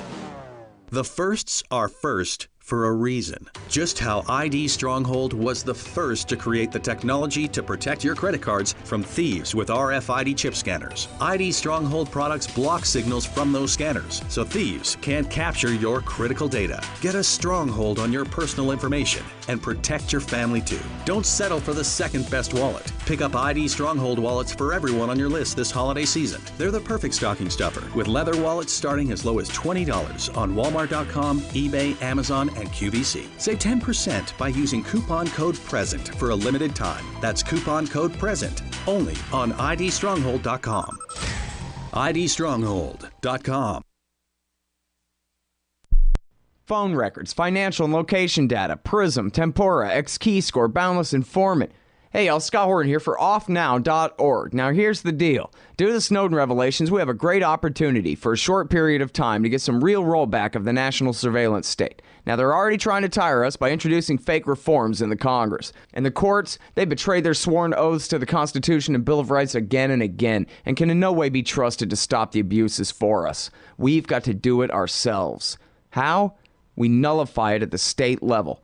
It's still not easy, but the Off Now project of the 10th Amendment Center has gotten off to a great start. I mean it. There's real reason to be optimistic here. They've gotten their model legislation introduced all over the place, in state after state. I've lost count, more than a dozen. You're always wondering, yeah, but what can we do? Here's something important, something that can work if we do the work. Get started cutting off the NSA support in your state. Go to offnow.org. Did you know we've taken our LRN.FM telephone listen line to a new level with the LRN.FM audio on demand line? Now you can call 712-770-8447 anytime and listen to LRN.FM's live feed. And you can listen to a bunch of our original shows on demand. Long distance fees may apply. Just dial 712-770-8447 and choose from the menu. 712-770-8447. Cell 411 is a free app for Android and iOS that replaces government-controlled 911. Cell 411 allows you to preset a group of friends or private organizations to show up in any emergency. Cell 411 is a nightmare for the state because it proves their so-called services aren't needed. Cell 411 has had thousands of installs, and of course it's covered by the BIPCOT no government license. Cell 411 because your friends won't shoot you when you're in trouble. Without the government, who would build the emergency services? You and Cell 411. Get it today at getcell411.com.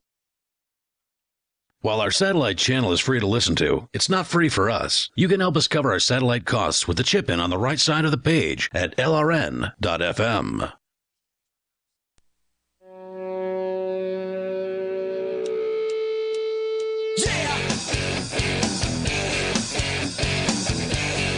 This is Free Talk Live. Moments remain here in this episode. You may still join us, though. The phones are open, as always, at 855-450, free like freedom, 855-450-3733. We've got Skype as well, so please Skype on in here to join us. Skype username LRN.FM. And let's talk nutritional supplements for a moment.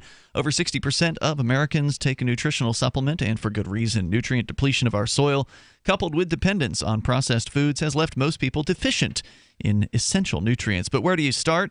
If you visit a naturopath, you'll likely be told a cheap vitamin mineral supplement doesn't cut it. You'll also need probiotics, enzymes, antioxidants, and other nutrients. And by the time it's all said and done, you're buying 5 bottles of product and spending $150 a month. If that's a situation you've experienced, then you need to know about Whole Food Multi-Complete. For 15 years, Whole Food Multi-Complete has been quietly providing what the big guys won't, the perfect blend of supplements in a single product. They've taken the expense and complexity out of following a complete supplement program. Visit simplifymysupplements.com. You can learn more there. Use coupon code FTL and you'll get 10% off your order. Simplifymysupplements.com. Again, coupon code 10%, satisfaction guaranteed, or your money back. As we go to your calls and thoughts, Sarah is in New Mexico. You're on Free Talk Live. Hello, Sarah. Yes, I just want to mention that I helped put up like 150 brand new bus shelters here in Albuquerque ever since I came to Albuquerque. How did you help put up a bus shelter? Well, you know, those bus shelters cost like $10,000 a piece, the real metal frame ones. But I spoke up at the city council meetings about at least 50 times concerning our bus stick stop. All we get is a stick for a bus stop. Yeah. Basically, she went and lobbied for the state to pay for something, so that means she did it. So you didn't actually like swing a hammer. You didn't swing a hammer or like carry a piece of metal or stick it in the ground or do any actual work. You just went and talked to some city council members? Well, then I put the TV show about the buses, and I complained about the bus stops. We have no stops. All we get is a stick. Mm-hmm. And we sit there and have the sun beat on us and the rain fall on us. So it was quite a bit of work at the city council meeting because they say let you sign up at 5. but they let you speak at like 6:15 or 6:30. So that's work to you, is to sign a piece of paper and then wait around until you have 2 minutes to speak? Well, you know what? That is pretty much a work, because if you don't pay attention, you blow your chance. If they call you, you're in a bathroom. You don't pay attention. That's a lot of work, and it was work coming back. That is a lot of work. Boy, oh boy. You are just slaving away out there for the good of the people. You see who she's talking to as well. You know, like... You mean you? You as well. Like, that type of stuff is our lives. Like, we've been doing that as, like, a profession for the last decade. Well, it's only a profession if you get paid for it. Yeah, we don't get paid. It's a hobby. We don't get paid for it. It's a hobby. It's an obsession. It's something that we do because it's a labor of love. Yeah, so we wouldn't call it work. How do you live? I mean, but your show. I mean, you have to pay mortgage. You live in a house. You have to buy food. Who pays for that, though? We earn our keep. So through other means. Yeah, we don't earn anything by going and doing city council lobbying. No. That's not really work. That's just something you do because you care about, the community or an issue or whatever. But being on the radio is to some extent work. I mean, it's not like swinging a hammer, but it does have responsibilities, and you do have to be in a place for a certain amount of time, and you have to do a thing that if you fail at it, people aren't going to listen. So, and then you're done with that particular. If nobody listens, then you don't get paid. You don't get anything later on. Nobody wants to advertise with you, that kind of thing. So, yeah, it's the advertising that brings in revenue into this radio program. Well, the thing is and the amplifiers. Thing is, I was out there because we have 3 new bus stations now. One on the west side, Westgate Station, and then we don't need to know where the stations are. Nobody, we don't live where you do. So, what was your point? What was the point of your call tonight? Was it just to brag? Oh. Well, the thing about it is that I did manage to accomplish certain things to putting in new bus shelters. Well, get that lady an award. Is it rude to yawn on the air? I don't mean fake yawning either. I mean, me going down to speaking up at the council meeting over and over again 50 times. And, so this was a total backpatting call. This was, you were calling to talk about how great you were. You want us to recognize your efforts to provide shelter for the bus riders of Albuquerque and get you, some kind of recognition for that. Congratulations, Sarah. You did it. Well, what I'm saying is that, we do volunteer work. I know that you think it's worthless, but I think it's a great value. The retire. Yeah, I mean, you didn't have to pay for it, so you got all these free bus shelters. Hold on. And I don't mean hold cryptocurrency. I mean hold your phone, lady. You just said that we think that volunteer work is useless, and that's not true. I think that what at least what I feel is going out and begging the government to spend somebody else's money on something that's my pet project or my pet issue. I think that is pointless. That is something that is unnecessary and unproductive and doesn't really contribute anything to society. Volunteer work, that's different. Volunteering your time for others, or to say, I don't know, take your own money, your own time, and go fix a pothole on the street in front of your house. That kind of volunteer work, you know what? I think that provides a great service. Absolutely. But those aren't the same thing. They are in no way analogous to each other. Thank you for the call tonight, Sarah. The toll-free number, if you want to join us, is 855-450, free like freedom. That's 855-450-3733.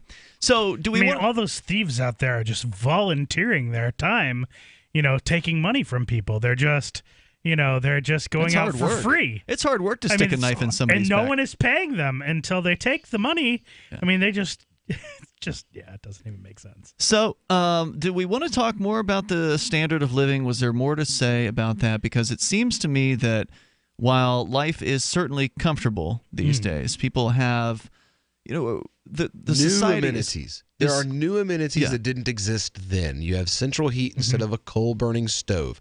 Big whoop. Who cares? that cost that you used to spend on coal or wood, the labor, the physical labor of cutting down wood, has now been transferred into, $17 or $25 or $35 or $60 of your electric bill every, if you live in areas where that's done. Or oil heat or whatever. Well, oil heat's just ridiculously expensive. So that's been transferred into other things. Oil heat. There's a classic example, man. In the 60s, oil heat would have cost you pennies on the dollar compared to what it does today. Yeah, is that right?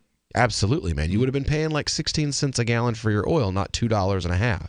Yeah, but what about adjusting for inflation? Still, man, like that's the other thing. Major difference. Like your boots are more expensive today, but what about adjusting for inflation? Well, the money is worthless. That's the thing. That's what I was saying before we went to the break earlier in the show. Is if you took the value of the silver that was in $1.25, which in 1964 I think that was the minimum wage, was $1.50. Yeah. Or $1.25. If you took that $1.25 worth of silver today, that was also the last year that there were silver coins, right? Yes. As far as like change, the quarters and. If you took that silver today, it'd be worth more than $15. 5 silver quarters is worth more than $15 today. That's interesting. So the minimum wage then is value-wise is worth more than than what they're begging for the minimum wage to be today. Yeah, right. And the actual minimum wage is half of that. Exactly. That's $7.50 or whatever. Exactly. And the cost of living has gone up astronomically, whereas the value of the money has gone down equally astronomically. While, as you pointed out, some people are still getting paid just barely over what they would have made in the same position 20 years ago. And that's how you end up behind the ball, especially when people in society are sort of trained against saving. We were talking about savings on Sunday night on the show because the money disincentivizes saving because the money gets worth less over time. You have an incentive to spend the money rather than save it. And so you have all these people who can barely get by, who also don't really have any significant savings to tap into in an emergency situation. I mean, it is bad. And that's why you see people staying at home. That's why you see young people not moving out of their parents' house. Yeah. It's hard to afford. It's hard to get by. And then, of course, there's also the problem with these kids went to government schools, and that has just absolutely destroyed the workforce. I mean, I was talking with the folks over at Taco Place here in New Hampshire. They can't find people who want to come to work more than 20 hours a week. Yeah. They just can't find. The ones that come to work want to go home all the time. Yeah. I mean, it is crazy what they were telling me about the employee pool. You can't find the pool. jobs that used to exist so you could make a decent living without a high school or a college degree anymore either. Out of time tonight. Join us tomorrow online in the meantime. We'll see you at freetalklive.com. Don't forget to check out libertyminded.com for Johnson and the FTL gear. Why did you move to the Shire? I moved here to the Shire because there's other people around who take liberty just as seriously as I do. I moved to the Shire because I saw videos of people challenging authority and thought that I could get support myself. It called to me, like, do this right now. I wanted to be around people like me who got it. And once I got here, I knew there was nowhere else that I wanted to be. I've always wanted to change the world. So I moved to the Shire to join people who were actually working towards doing the same thing. The people here are awesome, loving, and positive. It was for the adventure and for the feeling of something important is happening here. And I just wanted to come to sort of be part of that. Visit ShireSociety.com to read and sign the Shire Society Declaration and learn the reasons why, if you love liberty, you should immigrate to the Shire. Plus, add yourself to the Shire map at ShireSociety.com. That's ShireSociety.com. We've all heard about blockchain assets like Dogecoin, Ether, and Ripple. Bitcoin isn't the only player in the blockchain game any longer. And for those of us wondering how to get our hands on these digital assets, finally, there's a solution. Shapeshift.io allows you to buy and sell between your digital assets and Bitcoin instantly between your own digital wallets. I've used it with ease. Shapeshift.io. There's no account or email address needed. You send them the crypto you want to sell. They send back the crypto you want to buy. It's that easy. Shapeshift.io. If you want to know the latest about Free Talk Live before we go on the air, all you need to decide is how you want it delivered. It's your choice. Visit news.freetalklive.com. You can get emailed announcements and participate in contests via our email updates list. Plus, we have a Twitter account that you can follow and a Facebook page where you can become a fan. So visit news.freetalklive.com to get news about Free Talk Live as soon as it's announced and the way you want it delivered at news.freetalklive.com. That's news.freetalklive.com. The latest episode of Declare Your Independence is next, after the news, here on the Liberty Radio Network, LRN.FM.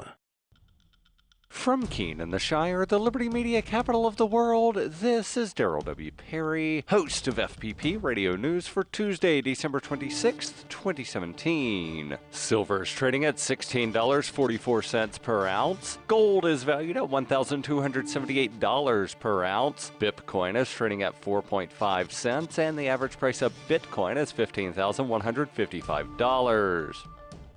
Antiwar.com reports the latest round of UN sanctions against North Korea, imposed last week, say a substantial limitation on processed oil products like diesel fuel and a 24-month order for all North Korean